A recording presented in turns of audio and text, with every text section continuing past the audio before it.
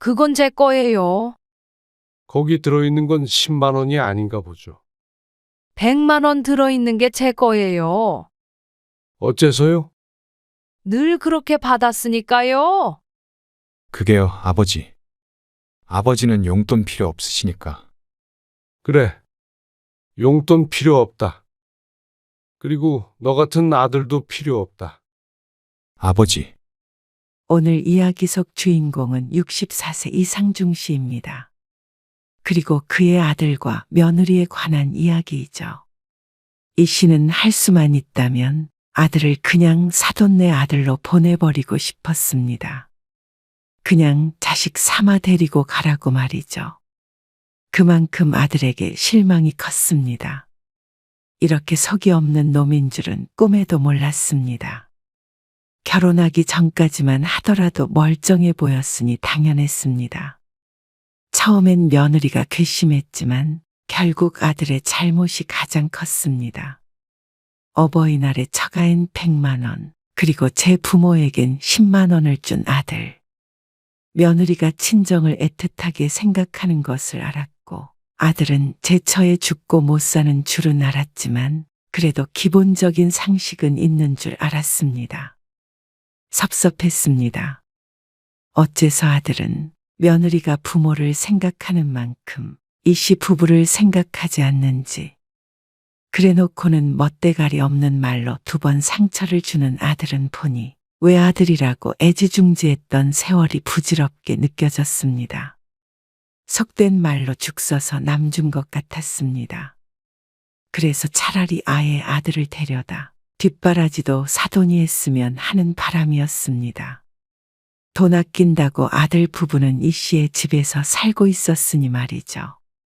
이 씨는 아들 발치에 10만 원이 담긴 봉투를 던져주었습니다. 그리고 봉투와 함께 아들을 향한 마음도 같이 집어던져 버렸죠. 이 씨 부부는 아들이 하나 있었습니다. 외아들이었죠. 이 씨도 아내도 살면서 아들에게 크게 서운했던 적이 없었습니다. 물론 자식 키우면서 늘 좋은 일만 있을 순 없겠지만 그래도 지금까지 기억에 남을 만한 사건은 없는 것 같았습니다. 모범생이었고 일찍이 취직해서 독립해 살며 자기 앞가림은 알아서 하는 아들이었습니다. 그런 아들이 결혼하고 나서는 딴 사람이 되었습니다. 얼마나 좋아하던지 좀 질투가 나긴 하던데. 질투는 무슨? 다 제 짝 찾아가는 거지. 그래도 요만한 꼬마였는데? 언제적 얘기를 해. 이 씨 부부는 아들의 결혼을 두고 농담을 했습니다. 전주의 여자친구를 정식으로 소개받았는데 아들의 눈에서 꿀이 뚝뚝 떨어졌습니다. 그러니 아내가 그런 말을 할 만도 했습니다. 그리고 얼마 후에 만난 사돈은 유달리 며느리와 사이가 좋아 보였습니다. 이렇게 다정한 아드님 두셔서 좋으시겠어요? 그러면서 이 씨의 아들이 자신의 딸에게 너무 잘해서 결혼은 2번 생각도 안 해보고 허락했다고 했습니다. 아주 사랑꾼이에요. 안사돈의 말처럼 딱 보기에도 아들이 며느리에게 잘했습니다. 의자도 그냥 앉게 하지 않고 꼭 손수 빼주었고 입만 열어도 경청할 준비를 했습니다. 뒤에서 아내가 팔불출이라고 혀를 찼지만 그게 나쁘다고 생각하지 않았습니다. 저희는 딸만 둘이라 이서방 때문에 든든해요. 저는 아들처럼 생각하려고요. 그래 주시면 감사하죠. 연서가 첫째라 저한테 좀 남달라요. 지금까지도 같이 사는데 마음 같아서는 결혼해서도 끼고 살았으면 하는 마음이 있어요. 안사돈의 말에 아내의 표정에 실금이 가는 걸 이 씨만 느낄 수 있었습니다. 하지만 안사돈은 이내 웃으며 말했습니다. 당연히 마음만 그런 거죠. 결혼했으면 따로 살아야죠. 자주 놀러와. 엄마, 에이, 그러면 안 좋아하시지. 그러면서 이 씨 부부를 힐끔 쳐다보는 안사돈. 안 좋긴요? 서로 가까이 지내면 좋죠. 결혼하고도 자식과 가까이 지내고 싶은 마음은 부모라면 다 똑같지 않나 생각했습니다. 그래서 이씨 부부는 상견례를 기분 좋게 마쳤습니다. 그리고 얼마 뒤에 신혼집 때문에 고민이 많다는 아들에게는 이씨 명의로 되어 있던 아파트에 들어와 살라고 했습니다. 월세로 주고 있었는데 만기가 아들네 결혼하는 날짜와 크게 차이가 나지 않았습니다. 식을 올리고 한 달 정도 각자 지내다가 이사를 하면 될 것 같았습니다. 감사해요. 잘 살겠습니다. 아들과 며느리는 기뻐했습니다. 사실 아들이 하나이기에 어느 정도는 아들 몫이라고 생각하고 있던 집이었습니다. 나중 일이라고 생각했지만 사돈네가 여력이 안 되어 집이 걱정이라는 말에 조금 일찍 준 셈치자고 생각했습니다.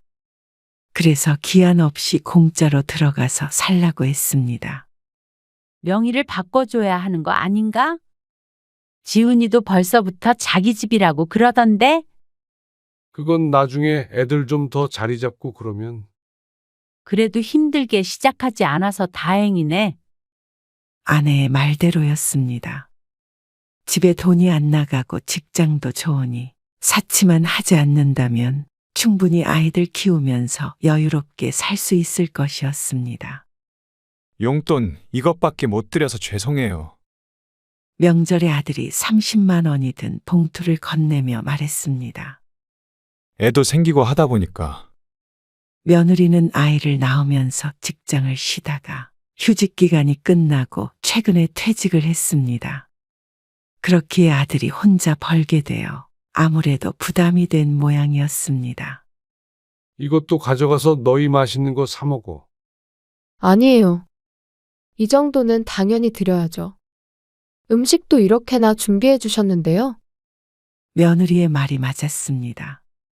아내가 음식을 준비한다고 장을 봐온 것이 30만 원은 훌쩍 넘었습니다.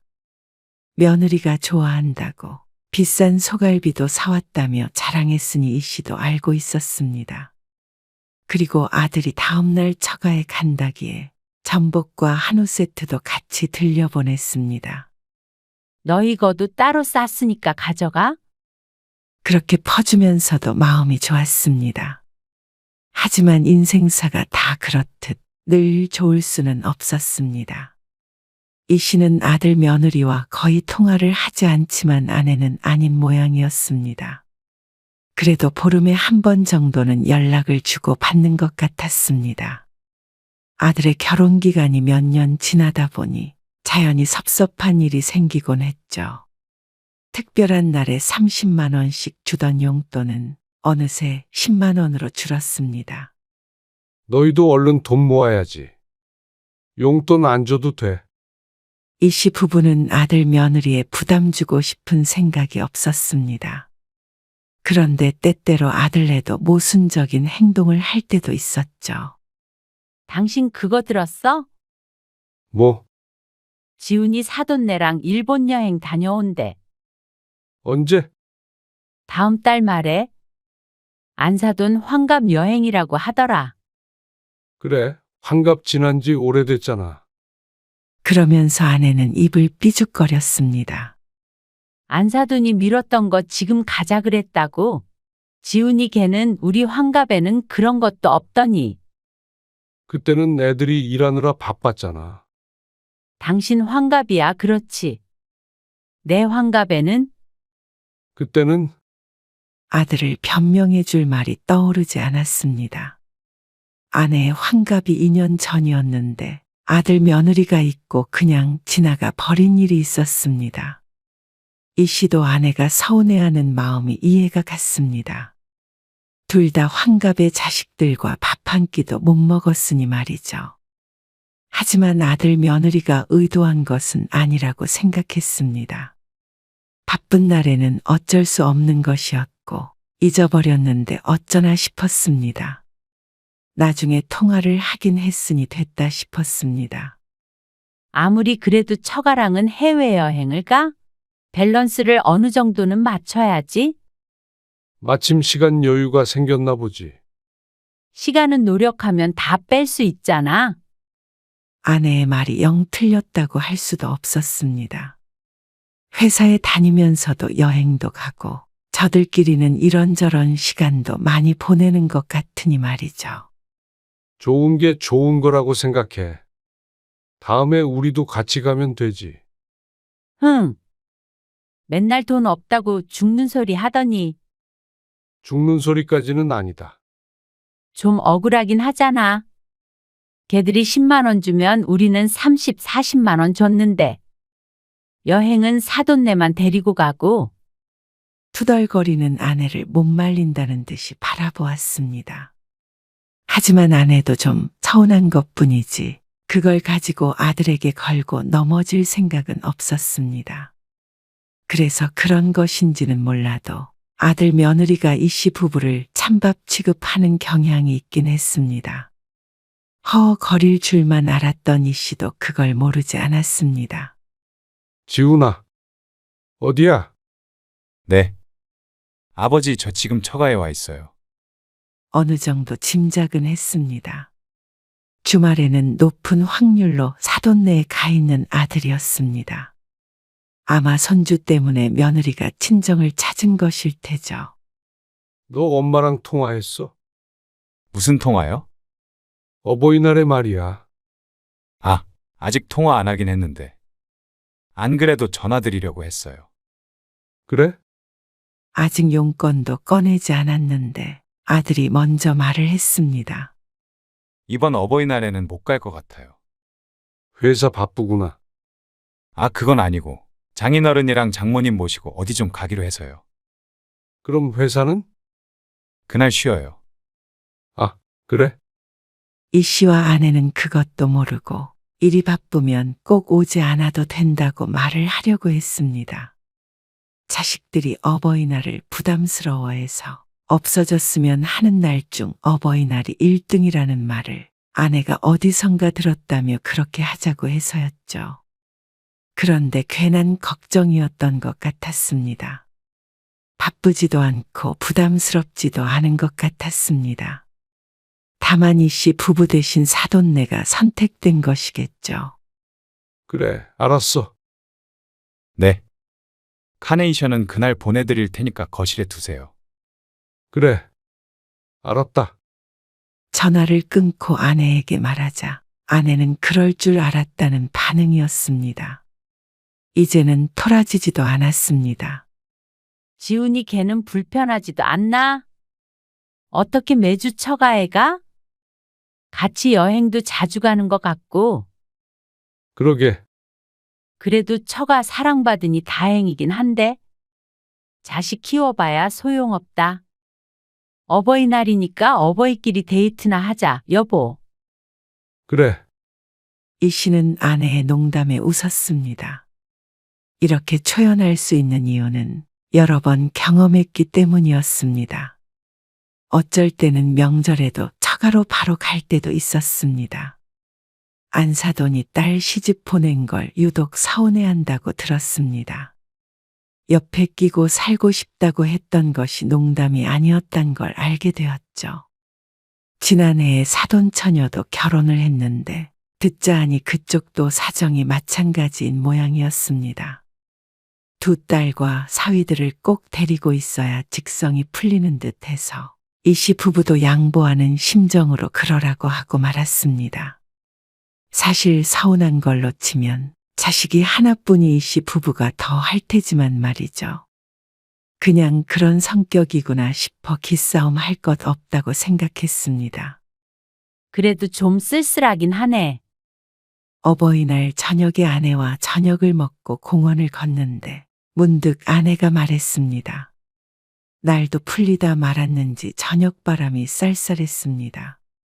그러니 어쩐지 가슴에도 찬바람이 휑하고 부는 것 같았습니다. 아들밖에 모르던 아내는 더할 듯했죠. 그리고 그날 저녁 아들이 보고 싶었던지 아내가 아들에게 전화를 걸었습니다. 지훈이니? 네. 어디 다녀온다더니? 집에 들어갔어? 지금 막 집에 도착했어요. 좋은데 다녀왔나 보지? 장모님이 가보고 싶다고 하셨던 축제가 있어서요. 그래? 재밌었겠다. 어쩐 일로 전화하셨어요? 그냥 우리 아들 잘 있나 오랜만에 전화했지? 네. 근데 저 지금 집에 장모님이랑 장인어른 오셔서요. 식사 준비하는데 도와야 해요. 이 시간에? 네, 주무시고 가신대요. 그러면서 얼른 끊어야 한다더니 제대로 된 인사도 없이 어영부영 전화를 끊었습니다. 그러자 아내가 황당한 표정을 지으며 휴대폰을 바라보았습니다. 얘는 어버이날 어떻게 보냈는지 묻지도 않네. 그러면서 아들 키워봤자 소용없다며 어깨를 으쓱했습니다. 태연해 보였지만 섭섭하긴 할 것이었죠. 그런데 며칠 뒤 주말에 아들이 집에 찾아왔습니다. 혼자서 어쩐 일이야? 어버이날에 못 와서요. 그러면서 점심을 먹고 가겠다고 하자 아내가 기뻐했습니다. 애 때문에 얼른 들어가 봐야 해서요. 이거 받으세요. 아들은 점심을 먹고 금방 일어났습니다.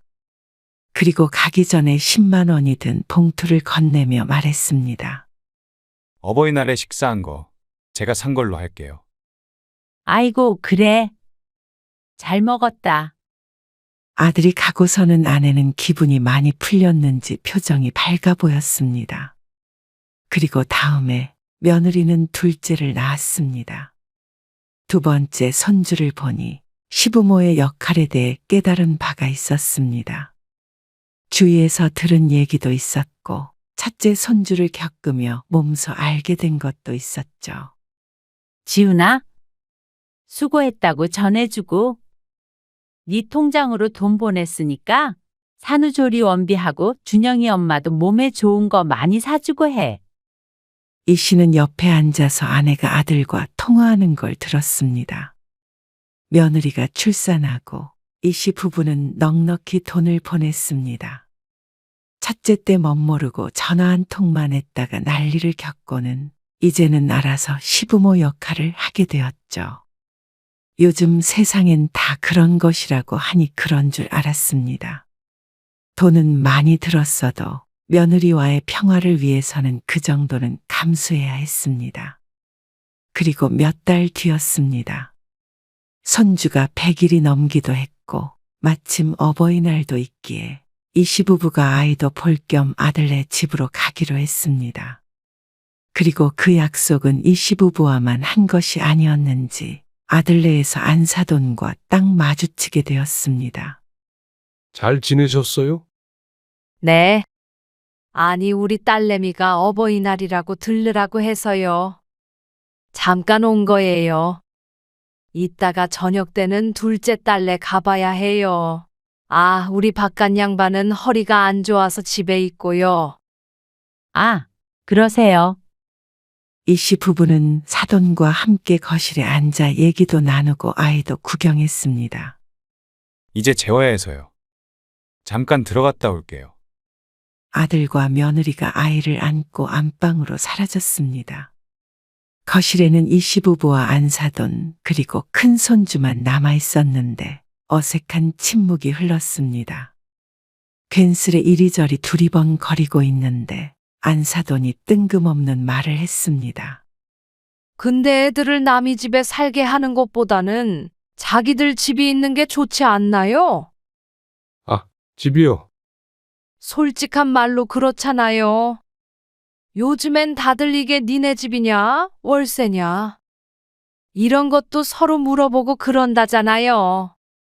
그러면서 이제 슬슬 이 아파트의 명의를 바꿔줄 때도 되지 않았느냐는 말을 했습니다.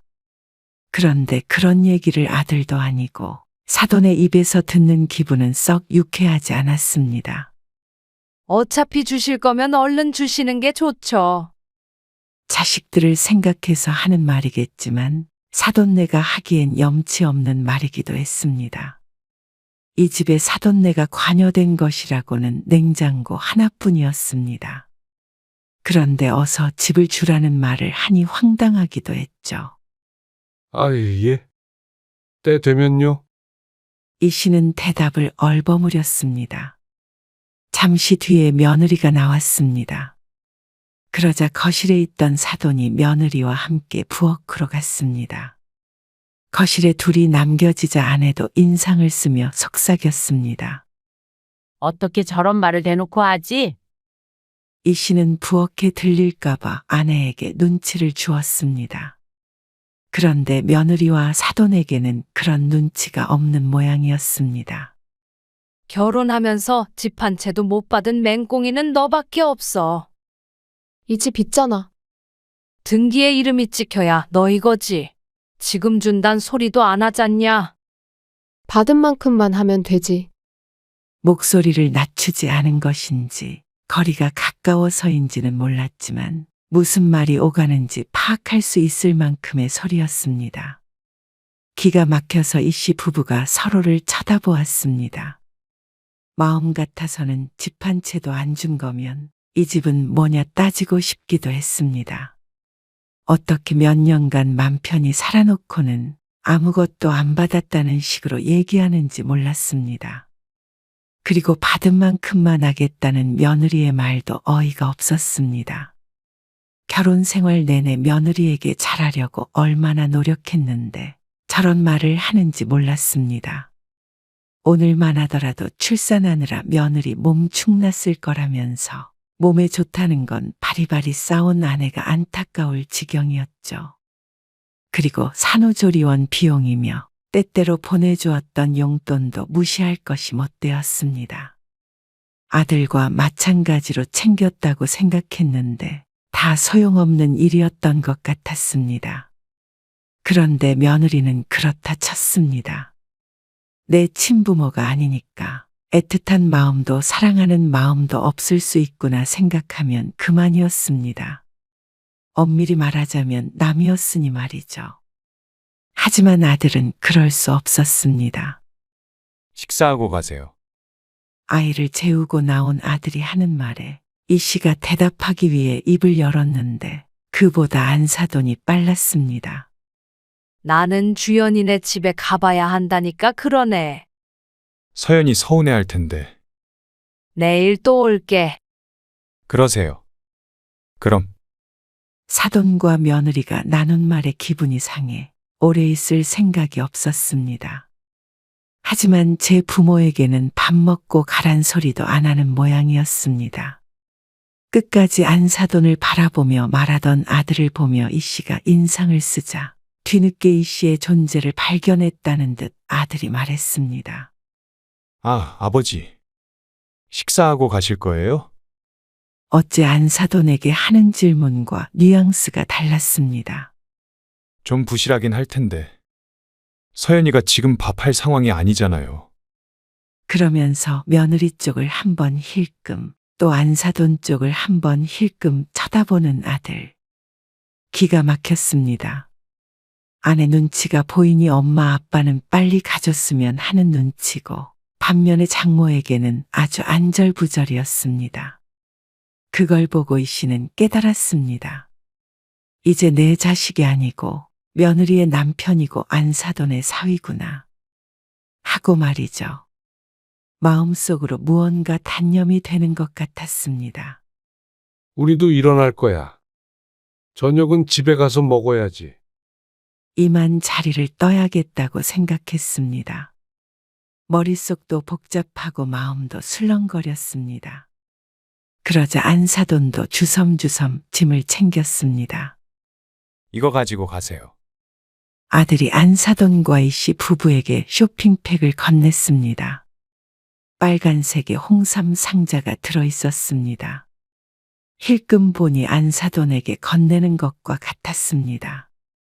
그런데 아들은 이 씨에게 주기 전에도 쇼핑백 안을 이리저리 확인했습니다. 자, 여기요. 어버이날이라서 준비했어요. 쇼핑백 안에는 흰 봉투도 담겨 있었습니다. 그래. 고맙다. 역시 우리 사위가 이런 건 잘 챙겨요. 이 씨는 어쩐지 씁쓸한 미소를 지으며 며느리에게 인사를 하고 나왔습니다. 아들이 따라 나왔습니다. 저희는 이만 가보겠습니다. 네. 안녕히 가세요. 이 씨 부부는 지상에 주차해 놓은 차에 올라탔습니다. 그리고 출발했습니다. 어머나, 그런데 조수석에 앉은 아내가 놀라는 게 보였습니다. 왜 그래? 아니, 왜 이렇게 많이 넣었지? 아내가 쇼핑백에 있던 봉투를 꺼내서 확인한 모양이었습니다. 왜? 얼마 들었는데? 당연히 10만 원이라고 생각했는데 그게 아닌 것 같았습니다. 100만 원인데? 옆을 돌아보니 봉투가 평소와는 다른 두께이긴 했습니다. 쇼핑백에 들어있어서 눈치를 채지 못했던 것 같았죠. 얘가 우리 서운한 거 알았나?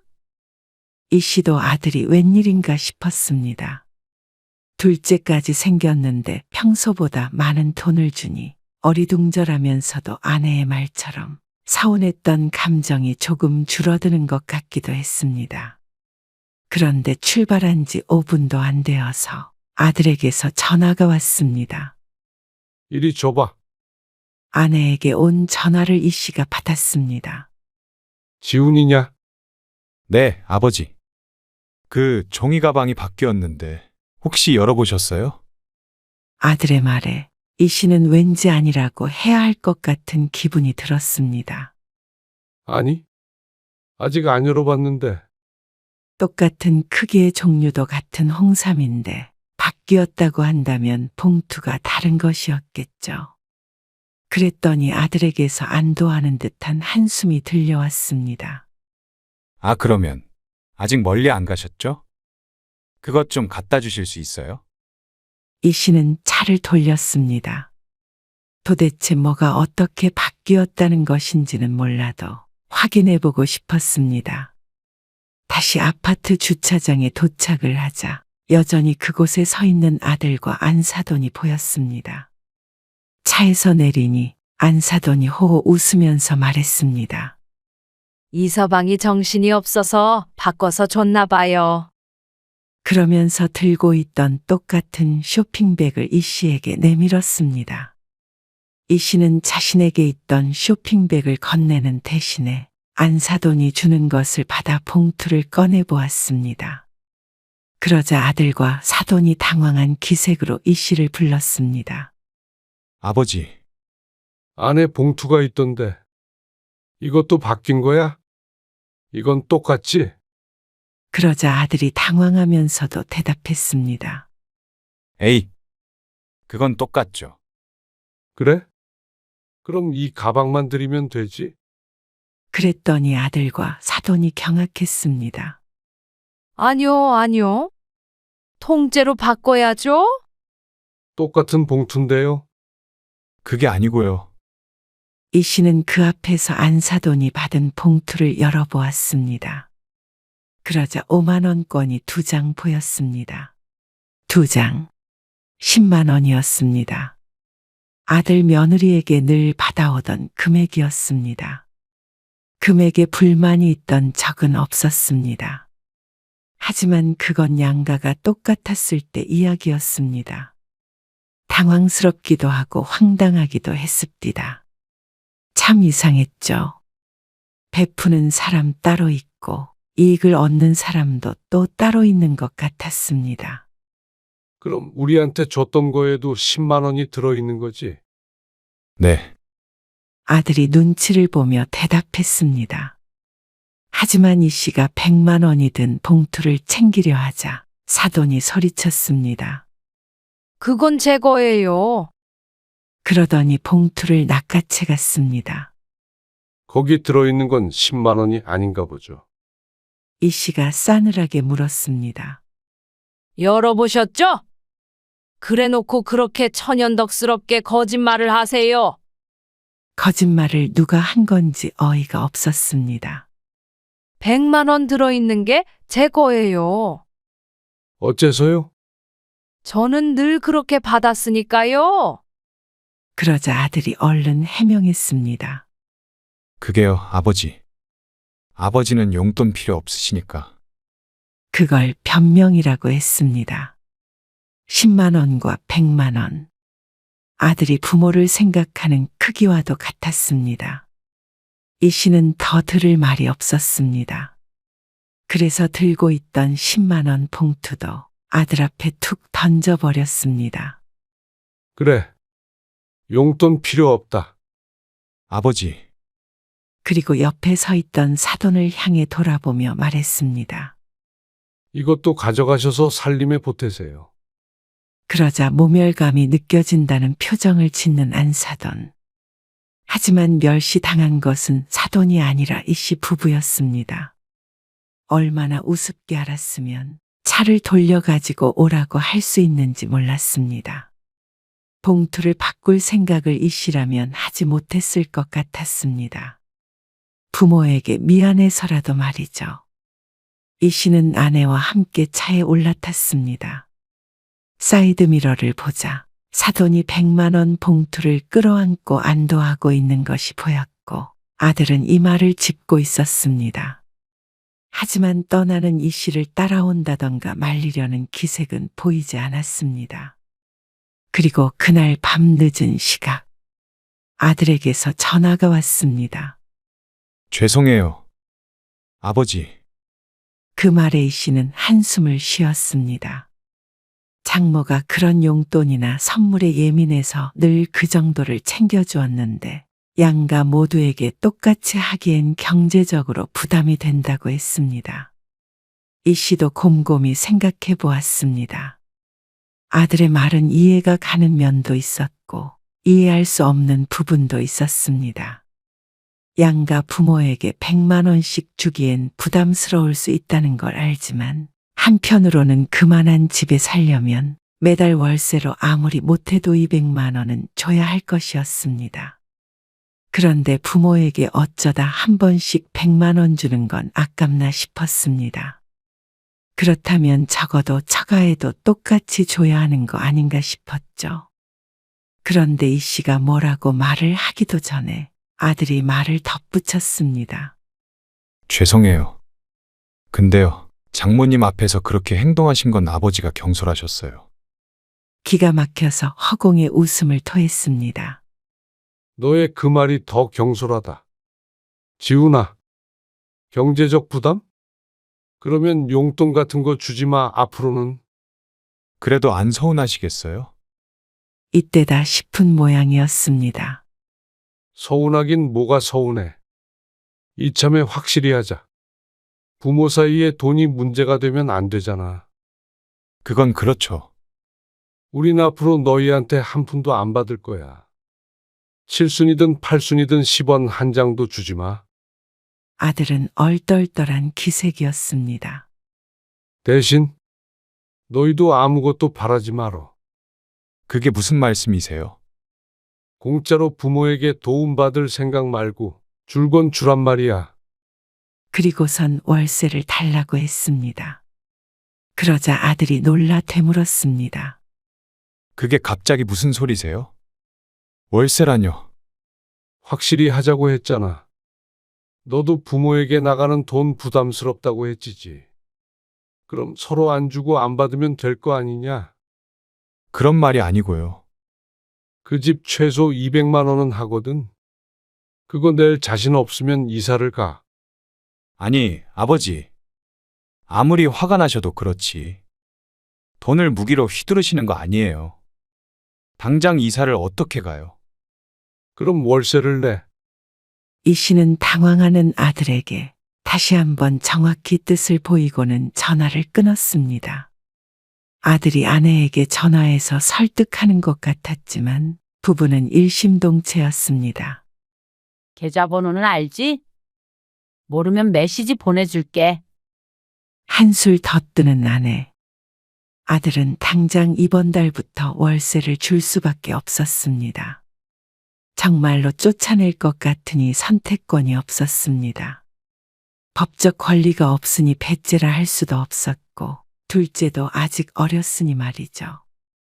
그리고 사돈네는 노발대발했습니다. 자꾸만 아내에게 전화가 오는 통에 차단하기까지 했습니다. 며느리랑 아들과의 사이도 마찰이 있는 것 같았죠. 하지만 그런 것까지 신경 쓸 이유가 없었습니다. 그러자 몇 달 뒤 아들이 전화해서 다시 한번 사과를 했습니다. 이번에는 제대로 했죠. 죄송해요, 아버지.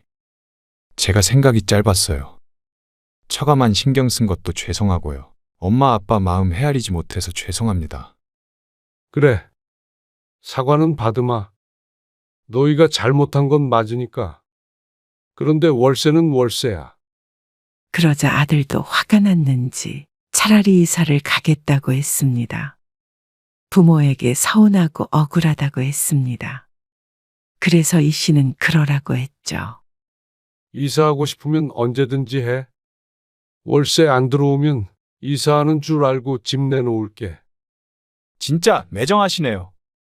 아들은 얼마 뒤에 이사를 나갔습니다. 그곳에 살면서 돈도 모았을 것이니 어떤 집으로 어떻게 이사를 갔는지는 궁금해하지도 않았습니다. 그동안 공짜로 집을 내준 것만으로도 수천의 가치가 있었기에 부모 도리는 다 했다고 생각했죠. 이 씨는 얼른 세입자를 구했습니다. 그러자 아들에게서 원망의 메시지가 왔습니다. 내심 이사를 나가면 이 씨 부부가 마음을 풀고 자신을 걱정할 것이라고 생각한 듯 했습니다. 하지만 이 씨도 아내도 콧방귀를 뀌고 말았습니다.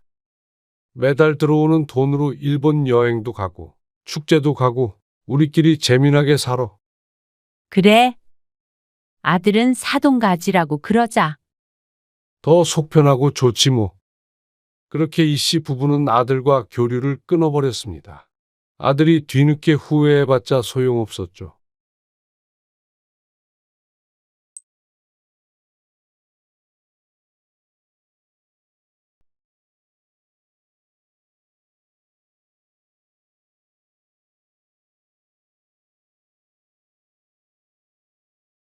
엄마는 딸이 이혼을 해도 눈 하나 깜빡을 안 해?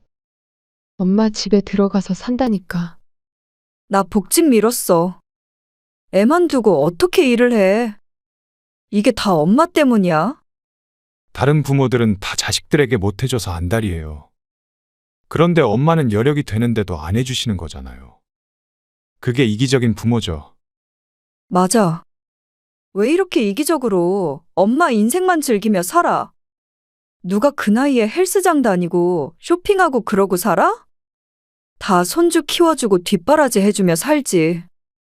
젊은 우리 인생은 생각 안 해? 엄마가 너희 인생 대신 살아줘? 그만큼 해줬으면 각자 인생 살면 안 되니. 젊은 인생만 가치 있어? 엄마 인생은 생각 안 해? 60 넘으면 다 산 것 같지? 너희도 한순간이야. 눈 감았다 뜨면 내 나이 된다고. 그때 너희들은 너희 자식을 위해 그렇게 살래? 오늘 이야기 속 주인공은 65세 허봉임 씨입니다. 그리고 그녀의 자식들에 관한 이야기이죠. 또한 그녀의 인생 이야기입니다. 허 씨는 평생을 가정과 자식밖에 모르고 살았습니다. 어려웠던 시절도 여유로웠던 시절도 허 씨의 입에 들어가는 것은 아까웠어도 자식들의 입에 들어가는 건 아깝지 않았습니다. 그래서였을까요? 자식들조차 그랬습니다. 부모 입에 들어가는 것보다도 자신들 입에 들어가는 게 중요했고 부모 삶보다도 자신의 삶이 우선이었습니다. 아버지가 세상을 뜨니 눈에 불을 켜고 돈 타령을 하고 당연히 부모가 아이를 봐줄 것이라고 생각하고 30대 자식들의 뒷바라지를 여전히 해줄 것이라고 기대했습니다. 결혼까지 다 시켜놨는데도 여전히 부모에게 바라는 것이 많았습니다. 부모의 상황이나 심정 같은 것은 고려 대상이 아닌 듯 했습니다. 아버지 보험금은 어딨느냐 묻는 자식도 육아를 부탁하는 자식도 지긋지긋했습니다. 허 씨는 스스로에게도 뒷전이었던 자신의 인생을 뒤늦게나마 찾으려고 했습니다. 자식을 이 정도로 뒷바라지했으면 할 만큼 했습니다. 남편도 떠난 마당에 스스로를 챙길 사람은 자신밖에 없다는 사실을 깨달았습니다. 그러니 자식들 곁을 떠날 때가 온 것이었죠. 허 씨는 아들이 하나, 딸이 둘 있었습니다. 결혼 초 어려운 형편에도 셋이나 낳아 갖은 고생하며 자식들을 키웠습니다. 그래서 허 씨와 남편은 평생을 아끼며 살았습니다. 양가 부모님이 워낙 가난했던 탓에 결혼할 때 한 푼도 도움을 받지 못했습니다. 그래서 허 씨 부부는 자식들만은 그런 어려움을 알게 하고 싶지 않았습니다. 그래서 형편이 풀린 훗날에도 늘 허리띠 졸라매며 살았습니다. 그럴 필요가 없어졌을 때조차도 말이죠. 아꼈다가 싸질머지고 가. 좀 새 옷도 사 입고 그래. 맨날 그 조끼만 입고 있더라. 옷을 왜 사? 멀쩡한 거 입으면 되지. 있는 것들이 더해요. 냅둬. 다 나중에 자식 물려준다고 저러는 거야. 아이고, 그러니까 뭐하러 애를 셋이나 낳아. 둘이나 셋이나. 허 씨의 친구들이 혀를 찼습니다. 이제 하나둘 결혼한다고 하면 식겁하겠네. 돈 많이 들어. 너 근데 노후 자금은 꼭 남겨놔야 해. 먼저 자식들을 결혼시킨 친구가 조언했습니다. 하지만 허 씨가 아무리 자식을 위한다고 하더라도 부부의 노후 자금도 없이 퍼줄 리는 없었습니다. 그런데 친구의 말은 얼마 안가 실현이 되었습니다.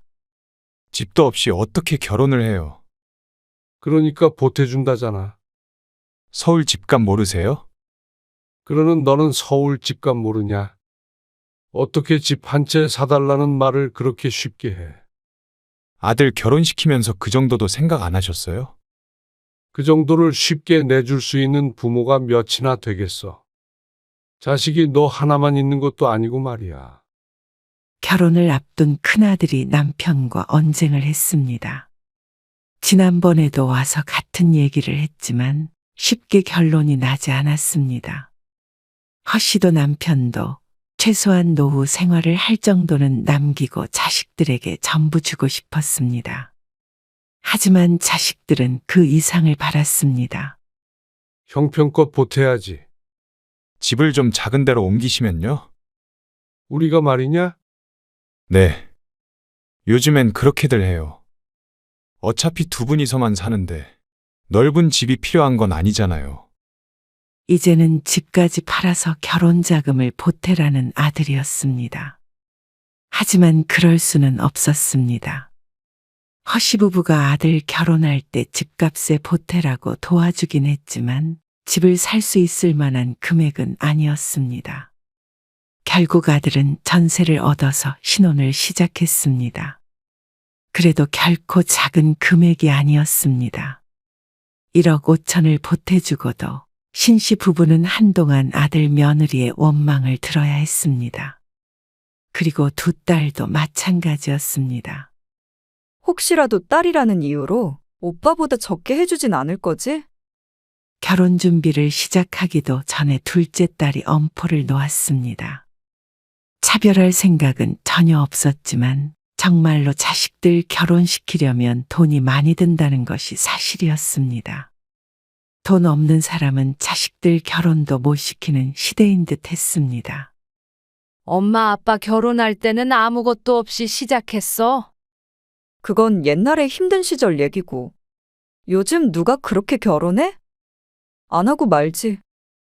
자식들은 부모의 지원에 고마운 감정을 갖기보다는 당연하다고 생각하는 것 같았습니다. 오히려 남들 누구는 강남에 아파트 해줬다더라, 1억이 넘는 외제차를 선물해줬다더라 하며 비교하기 일쑤였습니다. 고생을 모르도록 키웠기에 나온 결과였습니다. 1억 5천이라는 돈을 모으려면 얼마나 피와 살을 깎는 노력이 필요한지 아들, 딸들은 전혀 몰랐습니다.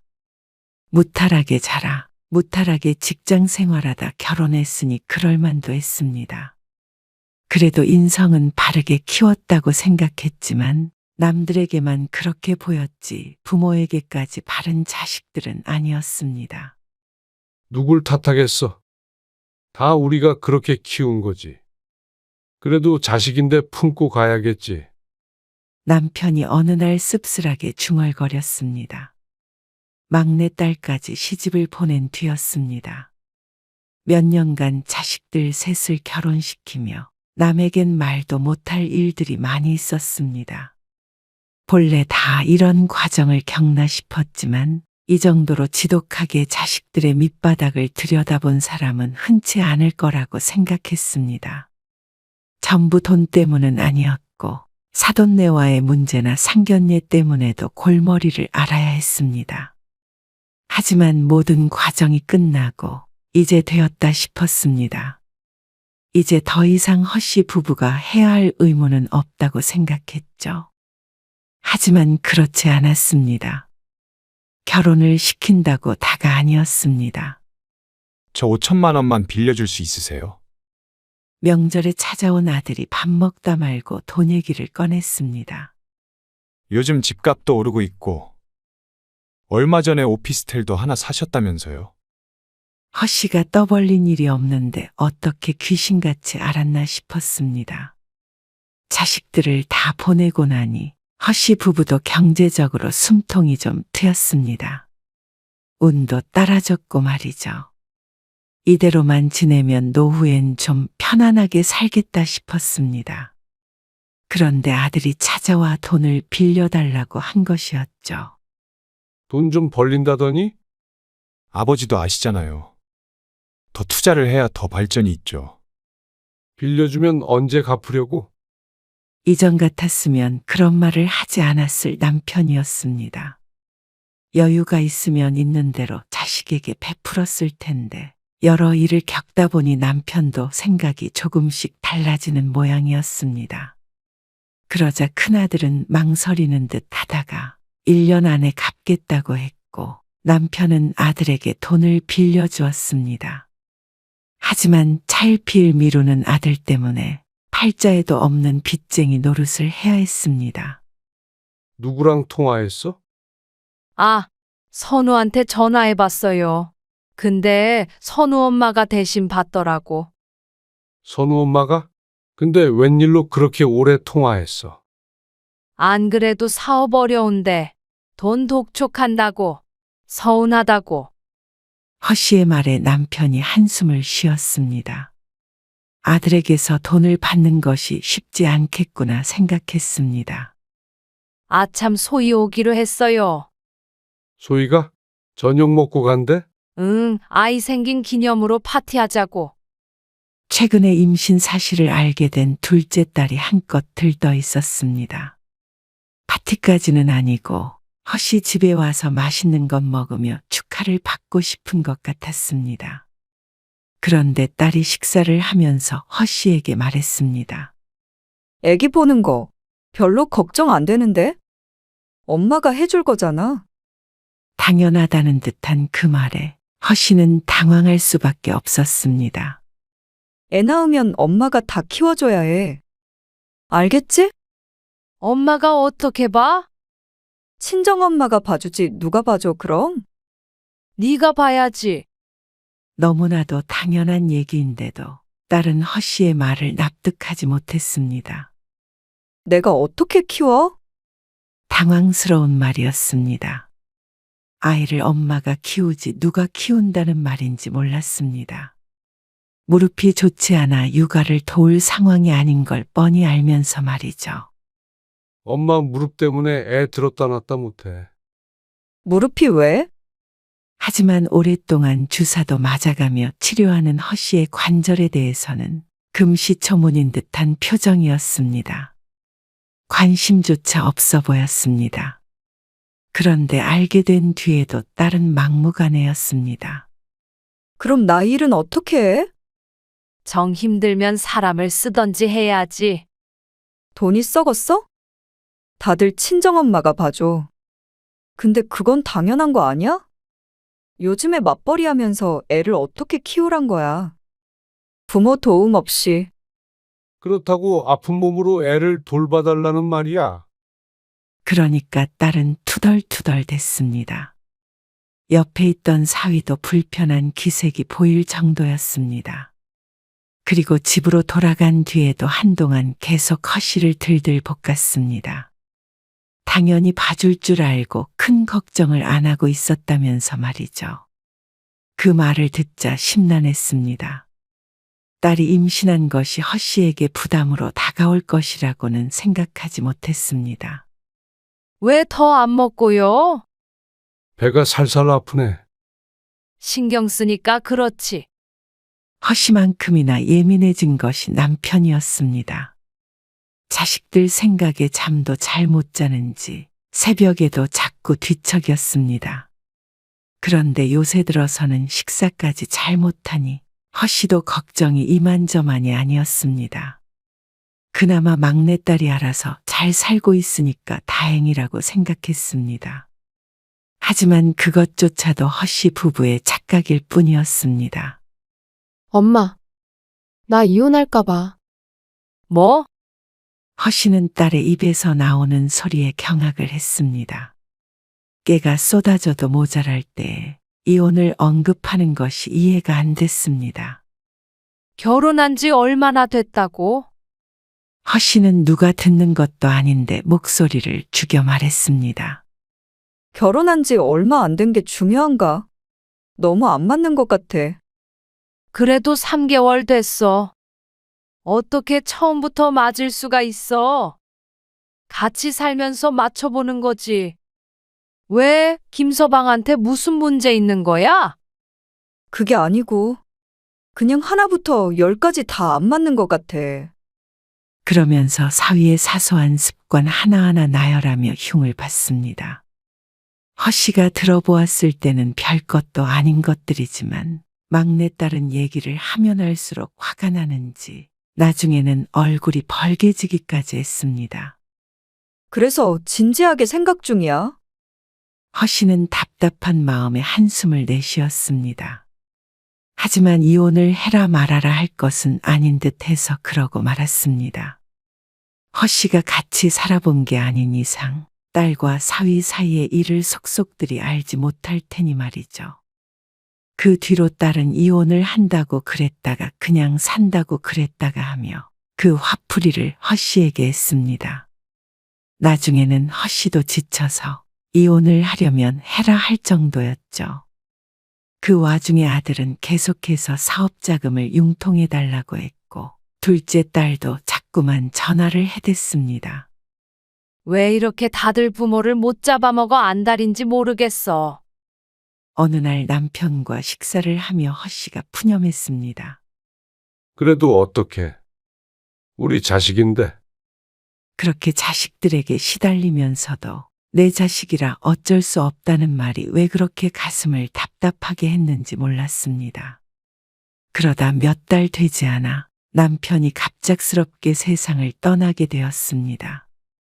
소화가 잘 안 되고 잠도 잘 못 자는 게 스트레스 때문인 줄로만 알았습니다. 그래서 살도 빠지나 보다 안일하게 생각했습니다. 하지만 위암 말기였습니다. 남편은 힘겹게 투병을 하다가 너무나도 갑자기 허씨의 곁을 떠났습니다. 그리고 남편을 떠나보낸 이후로부터 허씨의 삶은 180도 달라졌습니다. 자식들이 그렇게 만들었습니다. 엄마, 그 아빠가 위암으로 돌아가셨잖아요. 텅 빈 집에 혼자 앉아 있었는데 아들이 말도 없이 집으로 찾아왔습니다. 그러고선 뜬금없이 말을 꺼냈습니다. 그런 아들을 허씨가 의아하게 바라보았죠. 아버지 보험 여러 개 들어놓지 않으셨어요? 그 말에 허씨의 눈빛이 바뀌었습니다. 그걸 모르고 아들은 주저리 했습니다. 보험금 받으셨어요?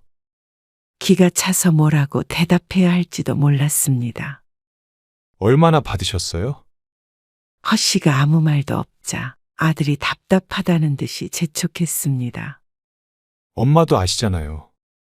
사정 급한 거. 아들은 도대체 사업을 어떻게 하고 있는지 볼 때마다 사정이 급하다고 했습니다.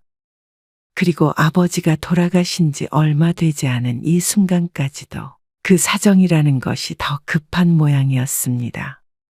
장례식에서 울던 모습이 지금은 아주 말끔했습니다. 자식들의 애도 기간은 참으로 짧았죠. 아직 한 달도 지나지 않았는데 벌써 부모를 잊은 듯 했습니다. 그리고 둘째 딸은 출산을 했습니다. 발등에 불이 떨어진 딸은 수시로 전화를 했습니다. 이제 엄마가 아빠 밥도 안 차려줘도 되니까 잠깐 우리 집에 와 있어도 되는 거 아니야? 기가 막힌 말이었습니다. 그리고 막내딸도 다를 바 없었습니다. 이혼하기로 했어. 그래서 곧 별거하게 될 것 같은데. 엄마 집으로 갈게. 그리고 자식 셋 중에서 혼자 남게 된 부모의 안부를 묻는 사람은 아무도 없었습니다. 허 씨는 지쳤습니다. 마음이 너무나도 지쳐 아무 생각도 하고 싶지 않았습니다. 어느 정도 남편의 물건들도 정리가 됐다 싶을 때쯤 자식들이 다 같이 찾아와 물었습니다. 왜 아버지 앞으로 된 재산이 하나도 없어요? 당연했습니다. 남편이 쓰던 카드 대금이 나가는 통장을 제외하고는 모든 돈을 허 씨가 관리했습니다. 부동산도 전부 허 씨의 앞으로 되어 있었고 말이죠. 매정한 자식들이었습니다. 허 씨에 대한 걱정이나 연민도 없어 보였습니다. 그냥 부모의 삶 자체가 자식에게는 모두 뒷전인 듯 했습니다. 세 자식들은 찾아와서 각자 자기 얘기하기 바빴습니다. 어머니가 혼자 밥은 잘 챙겨 먹는지, 생활에 불편함은 없는지, 외롭지는 않은지, 그런 건 궁금하지도 않은 듯 했습니다. 이만 돌아가 봐라. 피곤하다. 허 씨는 힘없이 자식들을 물렸습니다. 용건이 끝나지 않았다며 가지 않으려는 자식들을 억지로 돌려보냈습니다. 그리고는 그날 이후로 자식들의 연락은 받지 않았습니다. 자식들이 찾아와도 문을 열어주지 않고 칩거해버렸습니다. 계속해서 찾아오고 연락하던 자식들도 허 씨가 남편을 잃고 시름이 깊다고 생각했습니다. 그래서 시간을 줘야 한다고 저들끼리 말을 맞춘 것 같았습니다. 하지만 그렇게 된 이유는 남편이 아닌 자식들이었죠. 허 씨는 거의 한 달가량을 자식들과 연락을 끊었습니다. 그렇다고 폐인이 된 채로 지낸 것은 아니었습니다. 밥 잘 먹고 잘 자고 가끔은 외출도 하고 지냈습니다. 다만 생각하고 또 생각했습니다. 그리고 자신의 지난 삶에 대해 되돌아보았습니다. 사람이 깊게 고민하다 보니 깨달음이 생겼습니다. 내 인생이 어디에도 없었구나 하고 말이죠. 허 씨는 가장 먼저 이 집을 팔아야겠다고 생각했습니다. 허 씨는 한 달 내내 머리가 터지게 생각한 결과였지만 자식들에게는 갑작스러운 일이었죠. 이사를 하신다고요? 부동산에 내놓으셨어요? 그래. 팔리는 대로 이사할 거야. 어디로요? 경기도로 갈 생각이었습니다. 그래도 태어난 곳이 수도권이라 더 내려갈 생각은 들지 않았습니다. 지인들도 거의 근처에 있었고 말이죠. 그러자 아들은 눈을 빛냈습니다. 그러면 차액이 좀 생기겠네요? 아들의 머릿속엔 오로지 돈밖에 없는 것 같았습니다. 그런데 아들은 정답을 말했습니다. 허 씨가 경기도로 이사하려는 것도 그 때문이었습니다. 그럼 남은 돈, 저희도 좀 나눠주세요. 돈을 맡겨놓기라도 한 듯이 말하는 아들. 하지만 허 씨는 눈 하나 깜빡하지 않았습니다. 그러면 좀 떼줄 테니까 네가 엄마 데리고 살래?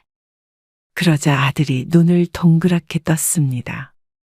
생각지도 못한 질문을 들었다는 듯한 표정이었습니다. 갑자기 그게 무슨 말씀이세요? 갑자기가 아니고 네 아빠도 없이 혼자 살기 무서워서 그래. 그러니까 아들이 허 씨의 눈을 슬금슬금 피했습니다. 선우 엄마도 있고 제가 혼자 결정할 문제는 아닌 것 같아요. 그러더니 아들은 서둘러 돌아갔습니다. 본래라면 징글징글할 정도로 돈 타령을 했어야 했는데 말이죠. 그리고는 한동안 방문이 뜸했죠. 허 씨의 집은 내놓은 지 얼마 되지 않아 금방 팔렸습니다. 이사 날짜를 넉넉하게 잡고 새로 살 집을 알아보러 다녔습니다. 교통이 나쁘지 않은 위치의 작은 아파트를 살 생각이었죠. 엄마, 이사하면 우리 애를 어떻게 봐준다는 거야? 나 얼마 안 있으면 복직해야 해. 엄마가 언제 애 키워준다고 했어? 못한다고 몇 번이나 말했잖아. 그럼 나는 어떻게 하냐고. 나도 봐달라고 몇 번이나 말했잖아. 나도 일해야지. 부모가 둘이고 애는 하나인데 왜 못 키워? 그게 쉬웠으면 애초에 부탁도 안 했겠지. 엄마는 딸 걱정되지도 않아? 손주 보고 싶지도 않고? 걱정되지 않느냐는 말을 딸의 입으로 들으니 기가 찼습니다. 아무래도 역지사지가 안 되는 것 같았습니다. 엄마는 일도 안 하면서 애 좀 봐주면 어때서 그래? 그러는 너는 일도 하는데 돈 벌어서 도움 있어. 왜 그렇게 매정해? 그리고 소진이도 난리 났어. 소진이 이혼하면 같이 살기로 했다며? 그렇게 갑자기 이사해버린다 그러면 어떡해. 소진이 엄마 따라서 이직해야 되나 걱정하잖아. 왜 이렇게 중요한 걸 자식들이랑 의논도 없이 결정하느냐고. 같이 산다고 한 적 없다. 너희 인생은 제발 너희가 알아서 살아. 그리고 허 씨는 이사를 했습니다. 남편이 살아있을 때 사놓았던 오피스텔 하나는 남겨놓았습니다. 다달이 생활비는 들어와야 하니 말이죠. 혼자 살기 딱 좋은 경기도의 소형 아파트를 사니까 차익이 10억 정도가 되었습니다. 서울에 있는 집값이 꽤나 오른 덕이었습니다. 투자를 하든 어떻게 하든 나중 문제였고 일단 모든 돈을 통장에 넣어 놓았습니다. 그러니까 이제 아들뿐만이 아니라 딸들도 난리가 났습니다. 정말로 이사를 해버릴 줄은 몰랐던 것 같았고 또 그만큼 많은 돈이 생길 줄도 몰랐던 것 같았습니다. 이제는 돈 타령이 시작됐죠. 허 씨는 자식들의 성화를 전부 무시했습니다. 이젠 자식들을 알았습니다. 부모만의 사랑이었던 것 같았습니다. 정작 사랑받은 자식들은 저들밖에 몰랐습니다. 어떻게 하나같이 다 그런 줄 몰랐습니다. 남편의 말처럼 그렇게 키운 탓일 테니 누굴 원망할 수도 없었습니다. 허 씨는 새 집에서 새 삶을 시작하기로 했습니다. 어디로 이사했는지조차 주소를 알려주지 않았습니다. 어째? 때깔이 고운데? 그래? 10년은 젊어 보이네. 혼자 사니까 더 좋은가 봐. 그러게.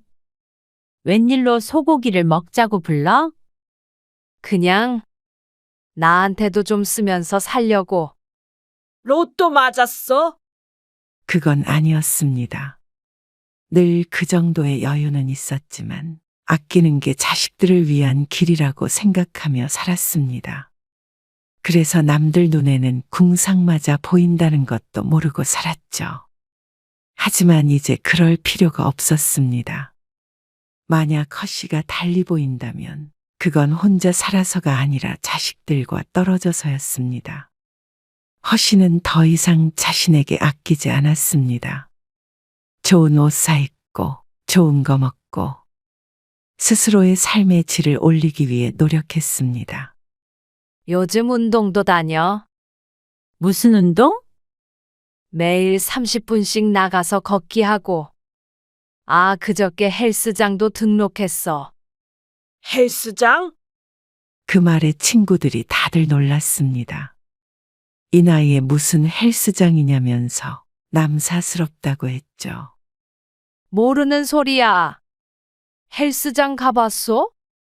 60대가 절반이야. 뭐? 정말? 그건 사실이었습니다. 허씨도 보고 놀랐으니 말이죠. 어떻게 운동해야 하는지 모르기에 개인 레슨도 한 달치를 끊어 놓았는데 허씨 같은 사람들이 여럿 있었습니다. 요즘은 살을 빼기 위해서가 아니라 건강하게 오래 살기 위해 운동하는 중장년이 많다고 했습니다. 친구들에게 한 말은 과장이 아니었습니다. 절반 정도가 허씨와 비슷한 연배로 보였습니다. 그걸 보고 허씨는 큰 충격을 받았습니다. 자신이 얼마나 우물한 개구리처럼 살았는지 깨달았습니다. 자식들은 태권도며 피아노며 미술이며 요가며 성인이 될 때까지 안 시켜본 것이 없었습니다. 원하면 뭐든 배우게 했습니다. 하지만 정작 허씨 스스로를 위한 어떤 것도 해본 기억이 없는 듯 했습니다.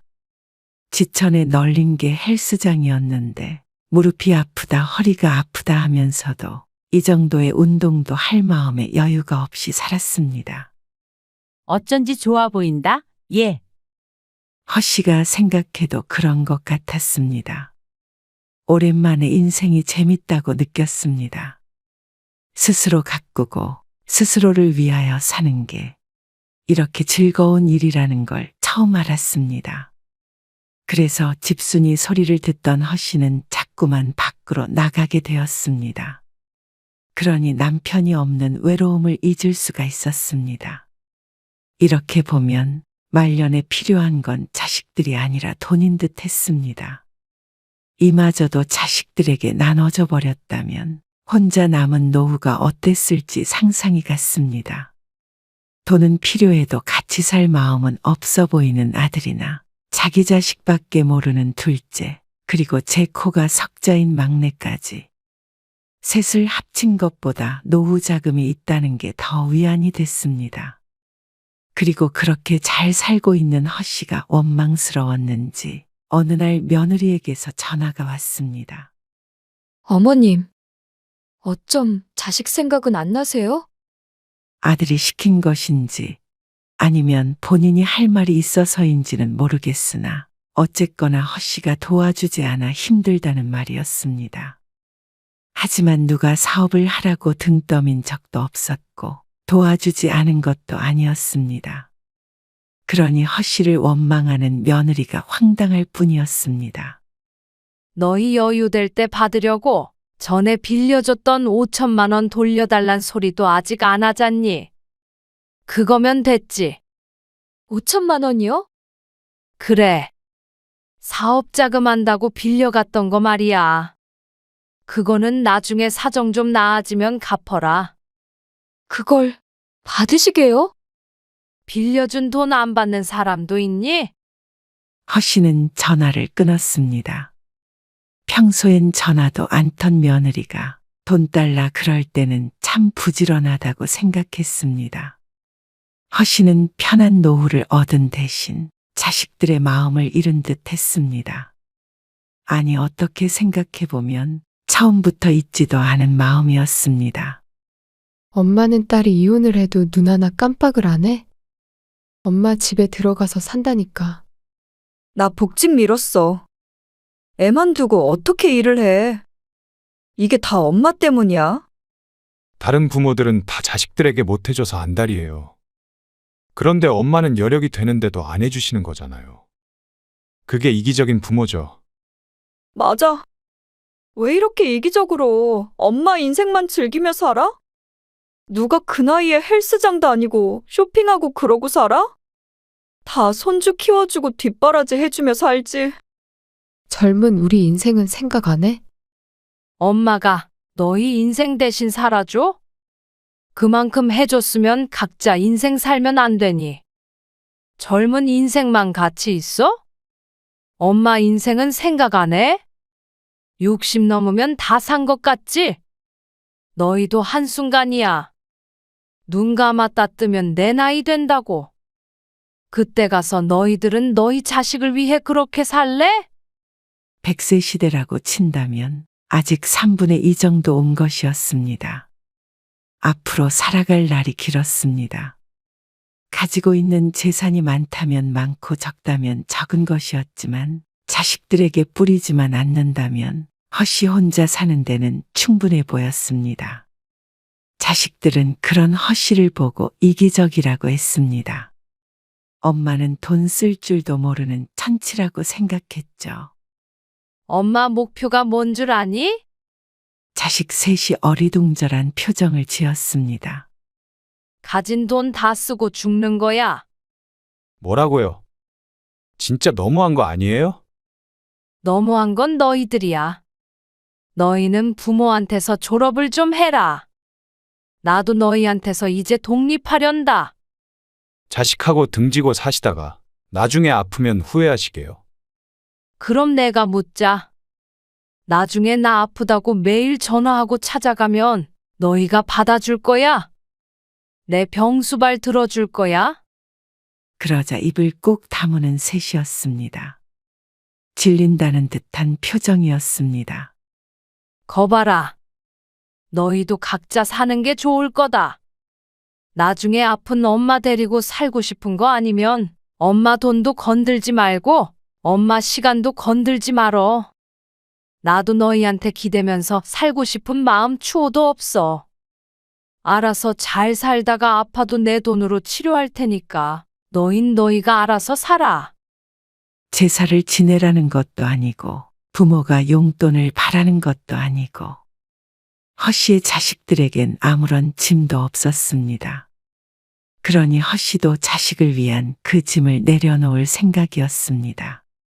아무리 죽는 소리를 해도 노후 자금을 한 푼도 줄 생각이 없었고 또 힘들다고 울고불고 해도 손주를 봐줄 생각이 없었습니다. 늙음하게 이혼한 딸 뒤치다꺼리하며 살 생각은 더더욱 없었죠. 허씨는 비로소 자식들과 분리가 되었습니다. 병수발 들 것인지 으름장을 놓았더니 그럴 생각은 없는지 잠시나마 물러난 자식들이었습니다. 그런 자식들을 위해 이제는 어떤 것도 하지 않기로 했습니다. 그럴 힘이 있다면 차라리 동네 한 바퀴나 더 도는 게 이득이었습니다.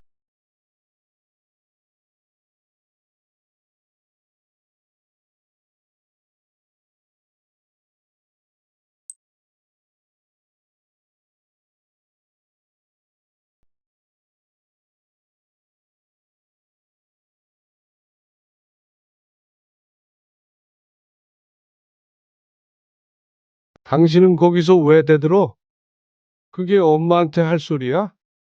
아니, 내 나이가 이제 60인데 어머님한테 그 정도 말도 못해? 지금 우리 엄마 앞에서 나이 자랑해?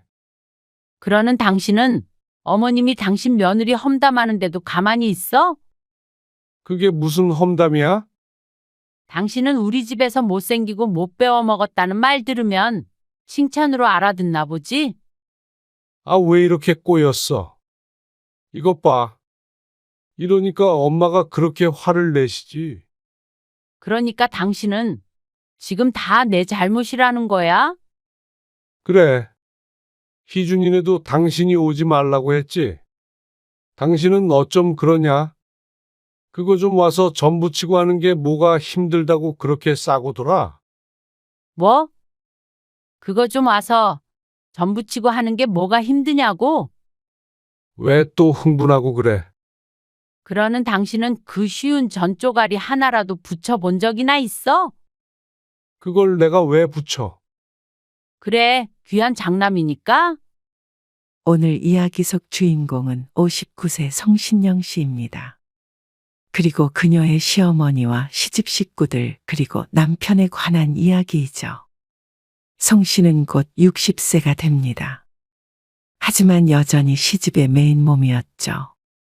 며느리 노릇이라는 걸 도대체 몇 년간 해야 끝이 날는지 몰랐습니다. 이미 30년이 넘는 세월 동안 했는데도 앞으로 도대체 몇 년이 남은 것인지 눈앞이 깜깜했죠. 60세가 다 된 나이에도 명절과 제사엔 시집에 가서 바닥에 신문지를 깔고 종일 전을 붙여야 했습니다. 80이 넘어서도 목에 핏대를 세우며 며느리들에게 호통을 치고 부려먹을 궁리만 하는 시어머니. 며느리가 대신 제사를 치러주길 바라는 시동생과 시누이들. 그리고 남편. 그 고됨을 마땅히 알아줘야 할 남편도 송 씨의 노동이 당연한 것이라고 생각했습니다. 도대체 뭐가 무서워 이 나이 먹을 때까지 이러고 살았나 싶었습니다.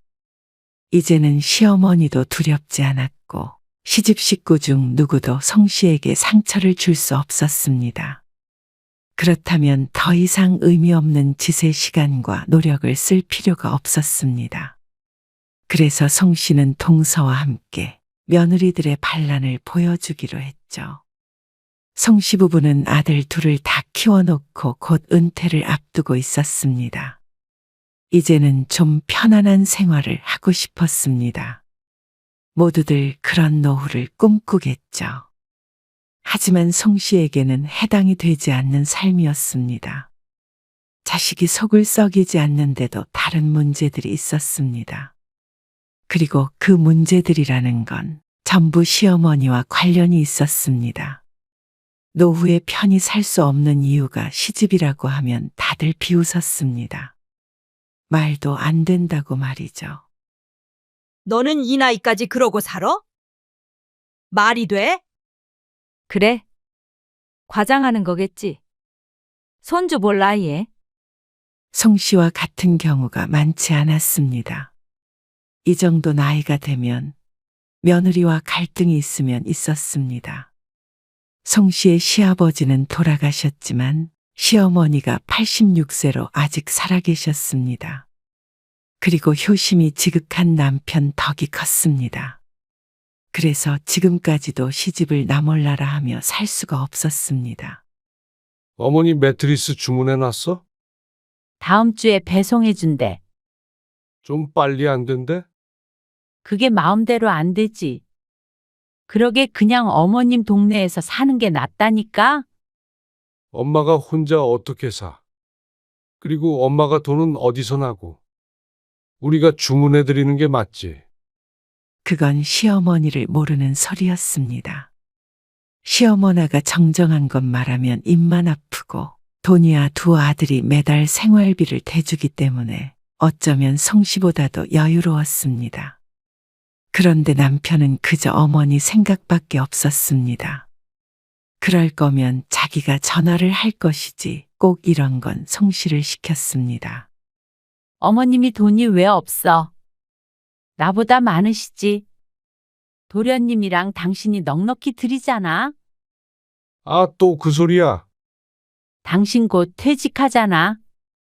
우리도 계획 좀 하고 살아야지. 그만하자.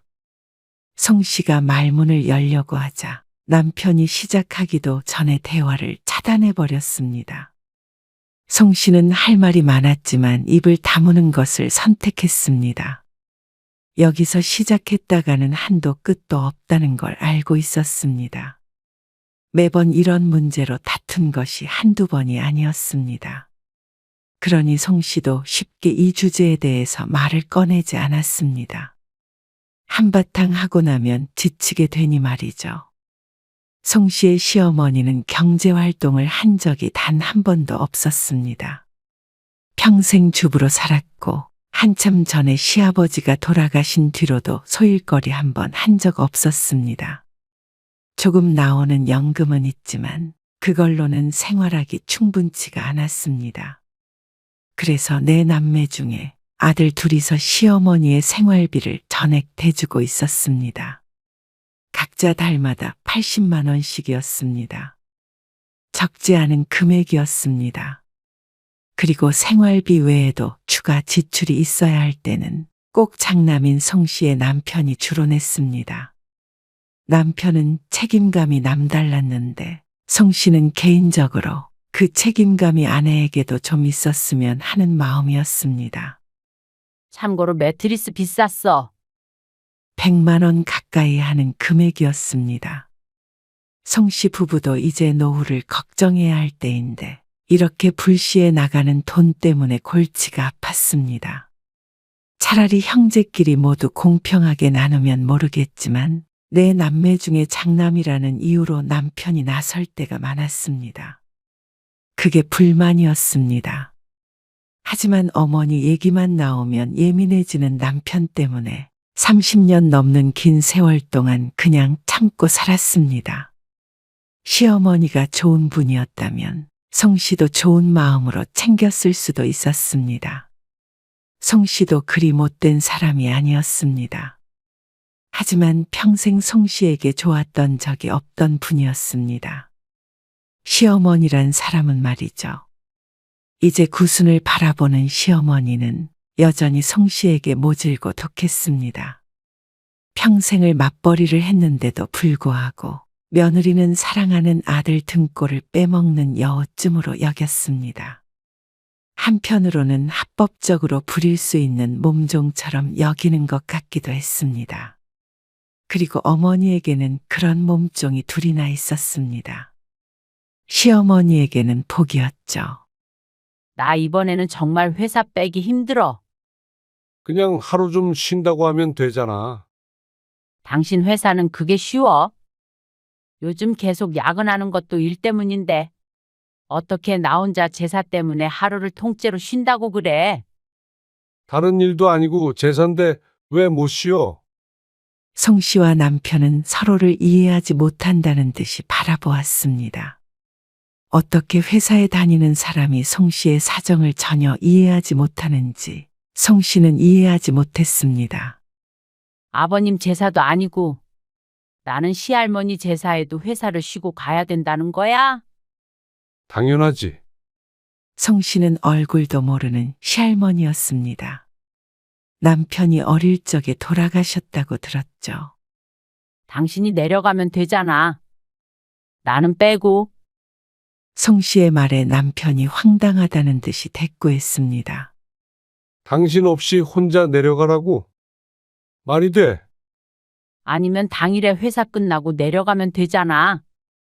그럼 음식 준비는 어떻게 해? 남편의 말에 송 씨가 살아온 인생이 담겨 있었습니다. 그리고 그 인생은 어쩌면 송 씨가 만든 것이었습니다.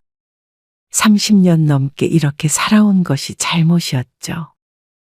아니, 자식들이 오는 게 아니고 시골에 제사상 차리러 내려간다고? 시어머니 댁에서 하지? 그럼 다 거기로 모이는 거야? 시누이랑 시동생이랑 동서랑 모이지. 음식은 자기가 하고? 동서랑 둘이.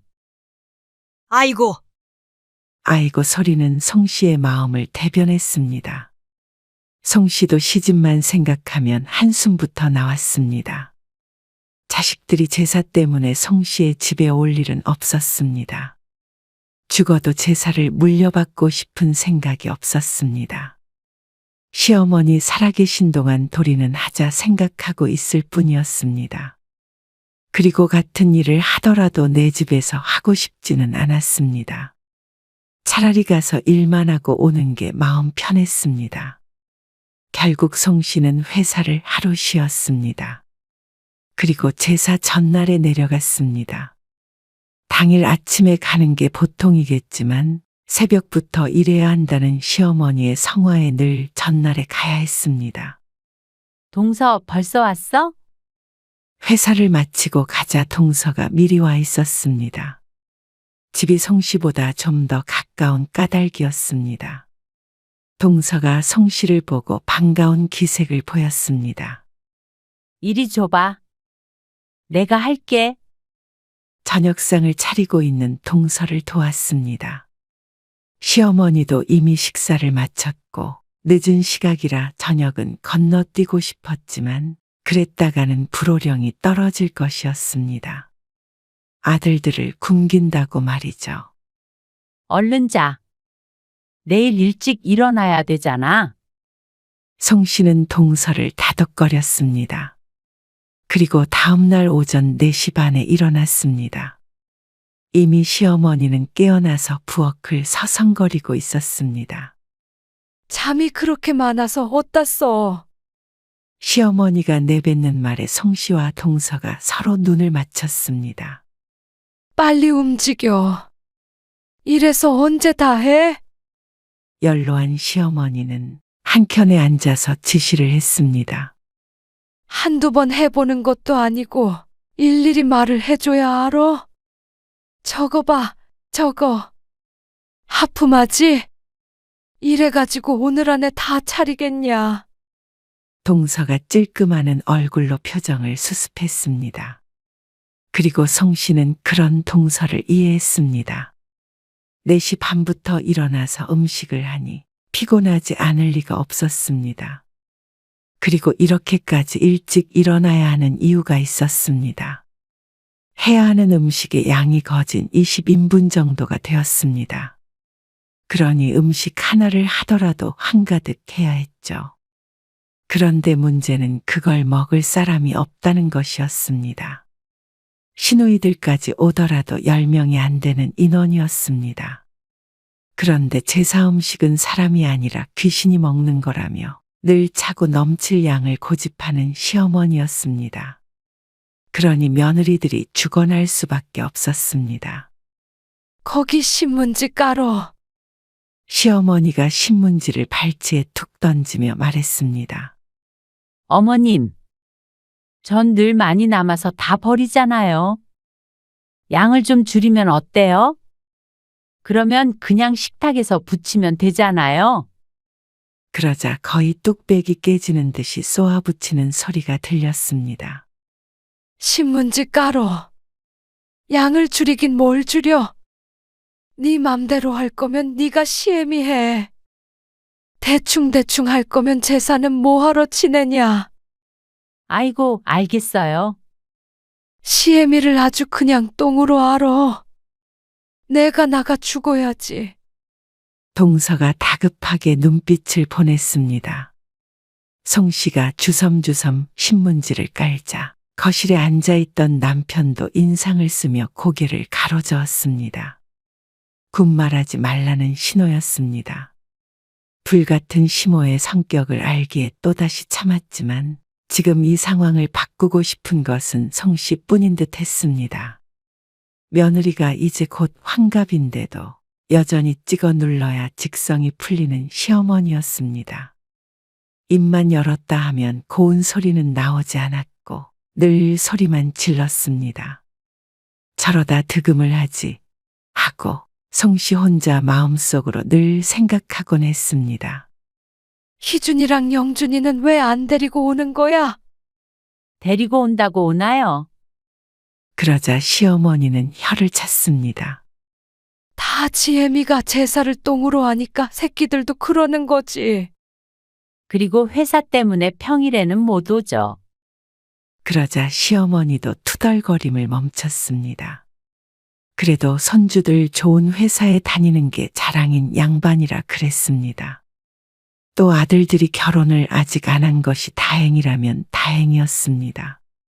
손주 며느리가 있다면 혀를 차는 정도로 끝나지 않을 것임을 알았습니다. 동서 이리죠. 팔 아프지? 가느다란 동서의 팔을 보고 송 씨가 뒤집개를 건네받았습니다.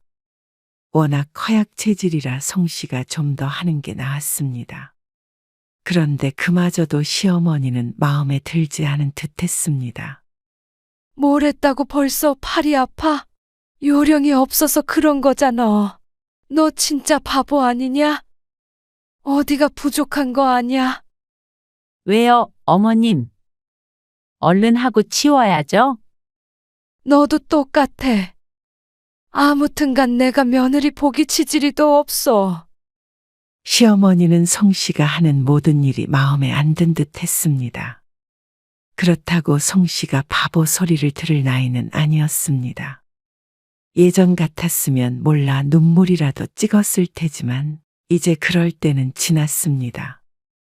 지금은 아무렇지 않게 붙이던 전을 계속 붙일 정도의 내공은 쌓였습니다. 하지만 그렇다고 해서 쏙까지 말짱한 것은 아니었습니다. 송 씨와 동서는 장장 5시간 동안 전을 붙였습니다. 그리고 소파에 반쯤 누워서 생밤을 씹고 있는 남편을 흘겨보았습니다.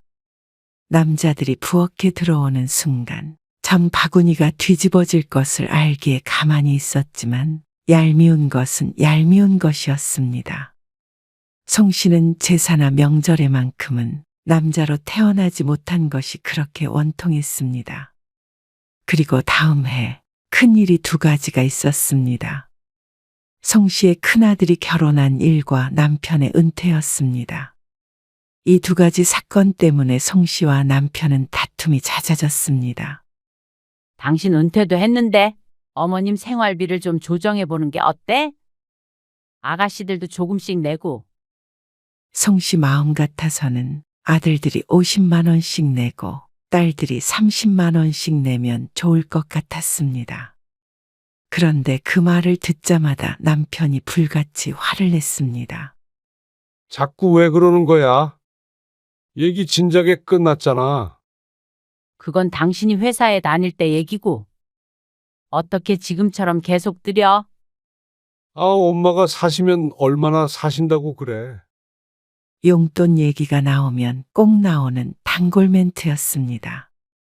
여기서 더 얘기를 꺼내면 송 씨만 나쁜 며느리가 되는 것이었습니다. 하지만 은퇴가 현실로 다가오니 송 씨도 남편이 말을 좀 들어줬으면 했습니다. 남편은 그런 송 씨를 타박했습니다. 당신 어머니 일이라면 덮어놓고 싫다 그러는 거 진짜 못된 거야. 마음 곱겠어. 기가 막혔습니다. 송 씨만큼 시어머니를 챙기는 사람은 가족 중에 아무도 없었습니다. 남편조차도 입으로만 효도를 했죠. 틈만 나면 뭐가 필요하다, 뭐 사달라 하며 송 씨에게만 전화를 거는 시어머니 때문에 다달이 별도로 나가는 돈이 늘 50만 원은 되었습니다. 거기에 병원비 등등까지 합치면 시어머니에게만 매달 150만 원은 쓰고 있었습니다. 그리고 그걸 부담스럽게 생각하는 건 송 씨뿐이었습니다. 그리고 말 나온 김에 다음 제사에 희준이랑 수정이도 다 오라고 그래. 뭐? 희준이네는 왜? 왜냐니? 거봐. 당신 정신 상태가 썩었다니까. 제사에 당연히 참석해야 할 거 아니야. 애들이 뭘 보고 배우겠어. 애들 회사는? 쉬어야지. 한숨이 나왔습니다. 정말 나이 들어 시어머니랑 다를 바가 없어졌습니다. 어쩔 때는 시어머니와 함께 사는 듯해서 깜짝깜짝 놀랄 때도 있었습니다. 무슨 말을 해도 통하지 않는 남편과는 점점 대화를 포기하게 되었습니다. 그리고 제삿날이 되었을 때는 아들 며느리는 오지 않았습니다. 송 씨는 아들에게 오라고 하지 않았고 남편이 전화를 한 모양이었지만 회사 때문에 시간을 빼지 못했습니다. 그리고 같은 회사에 다니는 며느리도 마찬가지였죠. 희준이는? 회사 때문에 못 온대요. 그놈의 회사는 장손이 제사도 못 오게 하냐. 우리나라에서 일이 많은 회사잖아요. 희준이는 그렇다 치더라도 희준이 처는 와야 할 거 아니야. 하루에 4~5시간씩 자며 밥 먹듯이 야근을 하는 며느리였습니다. 그런 며느리가 회사를 하루 쉴 수 있다면 송 씨는 집에서 퍼지게 자라고 하고 싶은 심정이었습니다. 이곳에 와서 종처럼 부려지는 것이 아니고 말이죠. 너는 며느리를 그렇게 길들여서 나중에 늙어서 혼자 제사 지내려고 그러냐? 무서운 말이었습니다. 시어머니가 돌아가시면 이 많은 제사를 물려받을 생각은 없었습니다. 물론 그 속내를 드러내지는 않았지만 말이죠. 시어머니는 손주는 못 와도 손주 며느리는 꼭 와야 한다며 한참을 열을 올렸습니다. 귀가 따가울 지경이라 동서도 옆으로 살짝 비켜 앉을 정도였습니다. 송 씨는 한 귀로 듣고 한 귀로 흘리며 노동을 이어갔습니다.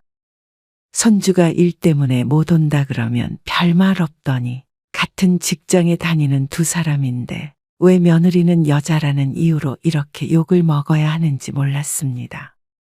그러면서 꼭 끝말엔 송 씨가 부족한 탓을 했습니다. 아무 말 없이 재료 손질을 하던 송 씨의 심기가 상한 것은 시어머니가 송 씨의 며느리 흉을 보았을 때였습니다. 걔는 인물도 못나고 잘난 거 하나 없는데 심성이라도 고와야지. 결혼한 지 얼마나 됐다고. 시집을 우습게 아는 거지. 못 배워먹은 거야. 어머님, 송 씨가 들고 있던 쪽파 뭉치를 도마 위에 탁 하고 내려놓았습니다. 그러자 뒤집어진 팔자 눈썹을 하고 있던 시어머니가 송 씨를 쳐다보았습니다. 우리 며느리 인물 곱고요. 잘 배워서 좋은 대학 나오고 좋은 직장 다니고 있어요. 흉 보지 마세요. 뭐야? 제 며느리 흉 보는 건 제 자식 흉 보는 거나 마찬가지고요. 저는 제 자식 흉 보는 건 절대 못 참아요. 그러자 시어머니가 허참하더니 삿대질을 하며 소리를 질렀습니다. 감시 시어머니한테 대든다는 것이었습니다. 네가 나를 우습게 여긴다부터 시작해서 이래서 늙으면 죽는다로 끝이 났습니다. 늘 듣던 얘기였지만 오늘따라 듣기 싫었습니다. 그만하세요. 어머님, 네가 오늘 나를 잡았구나. 지긋지긋해요. 이놈의 제사도 그렇고요. 너 미쳤냐? 여보, 왜 이래? 아버지 제사에 이게 무슨 짓이야? 나는 우리 아버지 제사도 못 지내드리는데 당신 아버지 제사 알게 뭐야? 송 씨는 옆에 쌓여있던 전을 한 움큼 집어 신문지 위에 던졌습니다. 집안이 발칵 뒤집혔습니다. 하지만 송 씨는 시어머니에게 잘못을 빌지 않았습니다. 그리고 남편은 그걸 못마땅해 했습니다. 절을 하는 둥 마는 둥 하고 남편이 송 씨를 끌고 집을 나왔습니다. 돌아오는 길에 송 씨를 탓했습니다. 당신은 거기서 왜 대들어? 그게 엄마한테 할 소리야? 아니, 내 나이가 이제 60인데 어머님한테 그 정도 말도 못해? 지금 우리 엄마 앞에서 나이 자랑해? 그러는 당신은 어머님이 당신 며느리 험담하는데도 가만히 있어? 그게 무슨 험담이야? 당신은 우리 집에서 못생기고 못 배워 먹었다는 말 들으면 칭찬으로 알아듣나 보지? 아, 왜 이렇게 꼬였어? 이것 봐. 이러니까 엄마가 그렇게 화를 내시지. 그러니까 당신은 지금 다 내 잘못이라는 거지? 그래. 희준이네도 당신이 오지 말라고 했지. 당신은 어쩜 그러냐? 그거 좀 와서 전 부치고 하는 게 뭐가 힘들다고 그렇게 싸고 돌아? 기가 막힌 한마디였습니다. 하나하나 펀치를 날리고 싶은 말들이었지만 마지막 말이 송 씨의 코털을 건드렸습니다. 뭐? 그거 좀 와서 전 부치고 하는 게 뭐가 힘드냐고? 왜 또 흥분하고 그래? 그러는 당신은 그 쉬운 전 쪼가리 하나라도 붙여본 적이나 있어? 그걸 내가 왜 붙여? 그래, 귀한 장남이니까? 남편은 비꼬는 송 씨의 말에 입을 다물었습니다. 그리고 송 씨도 마찬가지였습니다. 더 이상 대화가 의미가 없었습니다. 이런 사람이랑 30년 넘게 살아왔다는 게 믿겨지지가 않았습니다. 송 씨는 겉으론 고요했지만 속에선 폭풍이 일었습니다. 남편은 그것도 모르고 송 씨가 꼬리를 내린 줄 알고 있었습니다. 하지만 송 씨의 반란은 이제 시작이었습니다. 동서? 나야? 송 씨는 동서에게 전화를 걸었습니다. 당장 한 달 뒤가 또 제사였습니다. 송 씨는 더 이상 시집 행사에 참여할 마음이 없었습니다. 하지만 가장 먼저 떠오른 것이 동서였습니다. 송 씨가 없으면 그 많은 일은 동서의 몫이었습니다. 시어머니 앞에서는 꼼짝도 못하는 동서가 송 씨 대신 덤터기를 쓸까봐 걱정이 되었습니다. 그런데 송 씨가 뭐라고 하기도 전에 동서가 말했습니다. 형님, 저도 이제 절대 안 가요. 동서도? 두 며느리의 마음이 일치하는 순간이었습니다. 지난번에 어머님 보고 저도 생각이 많았어요. 어머님한테 며느리들이 도대체 뭘까 싶어요. 어머님도 며느리셨으면서. 그래서 이제는 그런 취급을 받으며 제사를 지내고 싶지 않다고 했습니다. 저도 50이 넘었어요. 할 만큼 했어요. 제사를 지낼지 말지도 선택할 수 있다고 봐요. 요즘은 그런 세상이래잖아요. 도련님 괜찮겠어? 집에 와서 대판했어요. 정말? 이혼하자고 하니까 깨갱하더라고요. 동서의 의외로 터프한 면모에 놀랐습니다. 그런 동서를 보자 진작 이러지 못했던 걸 후회했습니다. 그래, 배째자. 네. 배째라고 그래요. 어쩐지 동서의 목소리가 들뜬 듯 보였습니다. 그동안은 시집 일을 하는 건 기본도리라고 생각하고 살았는데 그게 아니었습니다. 요즘엔 착하면 복이 오는 게 아니라 호구가 되는 세상이었습니다. 그래서 이렇게 두 호구가 생겨난 것이었습니다. 이 나이에 뭐가 두려울까 싶었습니다. 불러다 앉혀서 욕하는 것, 한 귀로 듣고 한 귀로 흘리는 것엔 도사였습니다. 그렇다고 시어머니가 송 씨에게 폭력을 행사할 것도 아니고 말이죠. 쫓아내는 것, 쫓아내준다면 오히려 감사했습니다. 그리고 시어머니가 뭘 어떻게 하든 안 가면 그만이었습니다. 이렇게 간단한 일을 그동안 오랫동안 미련한 짓을 했구나 싶었습니다.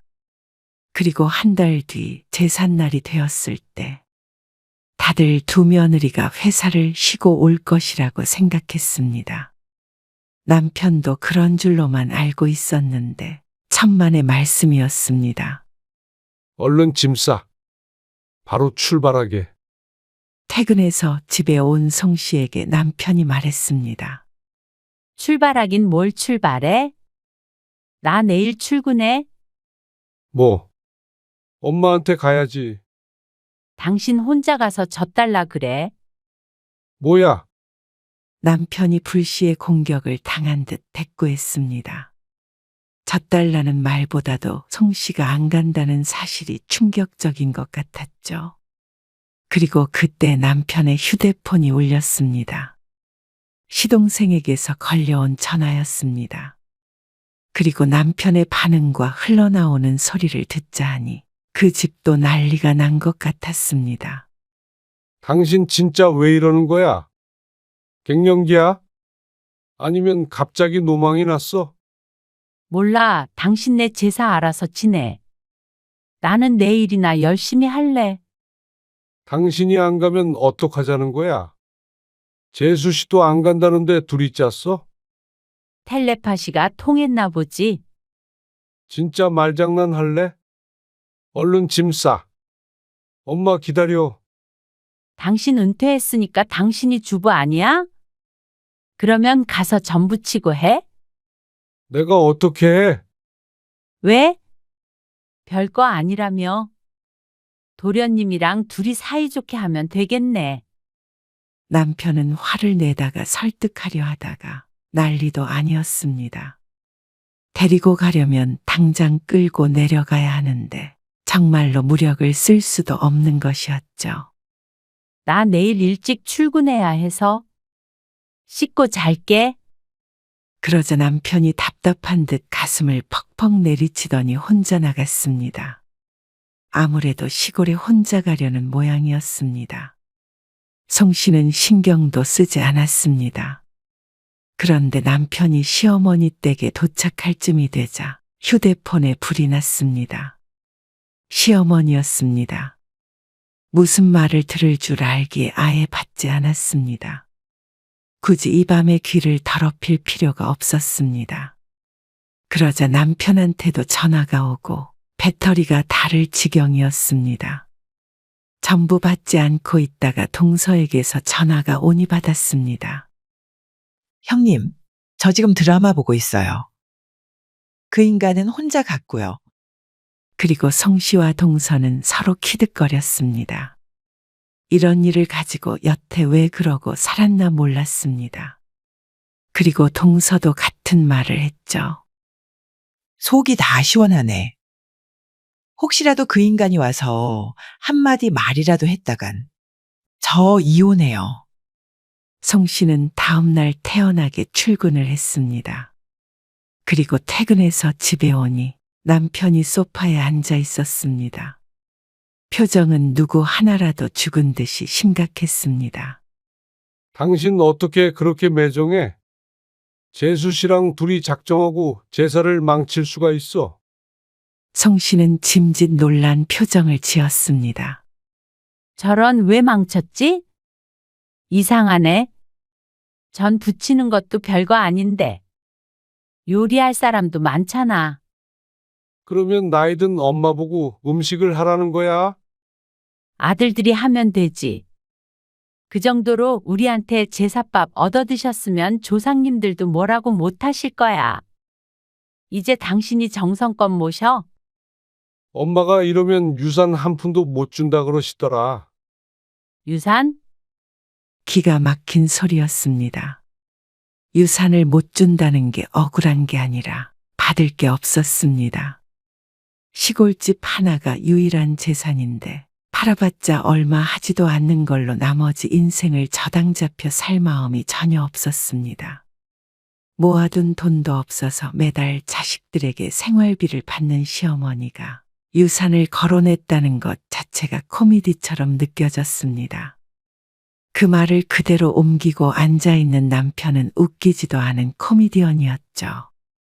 내가 고민이 계속 됐었는데 당신 하는 거 보니까 결심이 선다. 무슨 결심? 당신은 아무래도 내가 아니라 당신 엄마랑 살아야 하는 사람 같아? 뭐, 이제 그만 엄마 품으로 돌아가. 그게 무슨 소리야? 무슨 소리긴? 이대로 갈라서서 당신은 엄마 모시고 천년만년 살으란 소리지? 당신 돈으로 엄마 생활비 드리고 해. 지금 말이 되는 소리를 해. 내가 수입이 어디 있어서? 갈라서면 재산도 나눌 거 아니야? 딱 반쪽에서 가져가. 그러고 나는 수입도 없이 엄마 모시고 살라고? 그 정도 계산도 안 하고 여태 생활비를 퍼드린 거야? 그럴 것이라고 예상은 했습니다. 알바를 하든 어머니 댁으로 들어가든 알아서 해. 당신 소원이잖아. 남편은 할 말이 없을 것이었습니다. 내심 자신이 장남이니 나중에 엄마를 모시고 살아야 한다는 생각을 했던 것은 분명했으니 말이죠.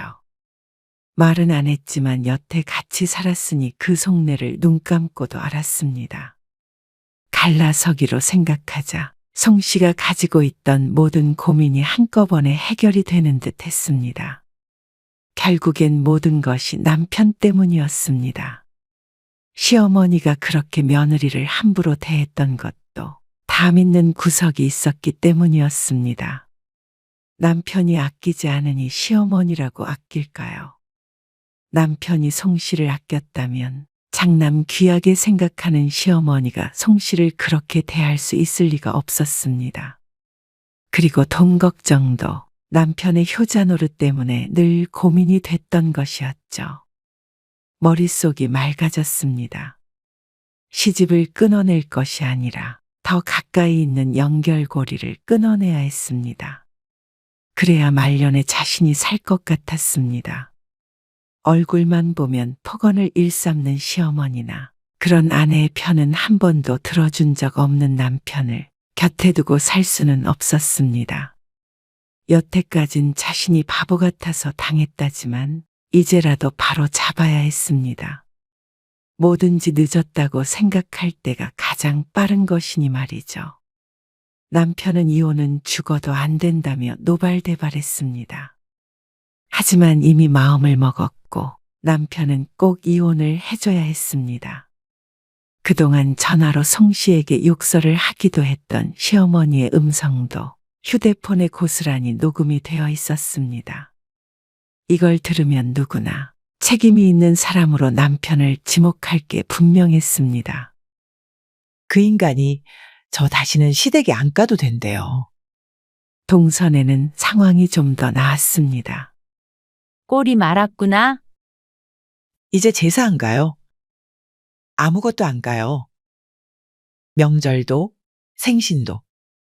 그리고 송 씨의 남편도 동생네 사정을 들었는지 송 씨가 명절에 일하는 일 없게 해주겠다고 했습니다. 하지만 그건 남편이 해주고 말고 할 문제가 아니었습니다. 송 씨가 결정할 일이었죠. 이혼하면 어차피 안 가도 돼. 당신 진짜 이럴 거야? 어떻게 제사상 좀 차렸다고 이혼을 해? 그건 당신이 차려보면 알게 되겠지. 그리고 또 한 달쯤 뒤에는 제사를 없애겠다고 했습니다. 하지만 그것도 송 씨가 관여할 바가 아니었습니다. 없앨게 됐지. 되긴 뭐가 돼?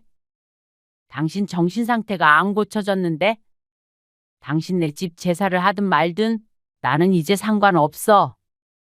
송 씨는 남편과 이혼을 했습니다. 안쓰럽지 않았습니다. 시어머니의 건강을 봐서는 10년 이상 아들 곁에 있어줄 것 같았습니다. 적어도 외롭진 않겠다 싶었습니다. 남편이 얼마나 버틸지는 모르겠지만 말이죠. 송 씨는 비로소 노후의 그림이 그려지는 듯 했습니다. 더 이상 괴롭지도 않았고 걱정거리도 없었습니다. 아마 30년 동안 남편에게 정이 떨어질 대로 떨어진 모양인 듯 했습니다. 혼자 살게 되니 잠깐 외로움은 들었지만 그건 시간이 해결해 줄 것이었고 몸은 이보다 편할 수가 없었으니 말이죠. 송 씨는 집도 팔아 남편과 재산을 정리했고 전화번호도 바꿨습니다. 이제는 귀를 때리는 시어머니의 목소리를 듣지 않아도 되니 묵은 체중이 내려갈 것 같았습니다.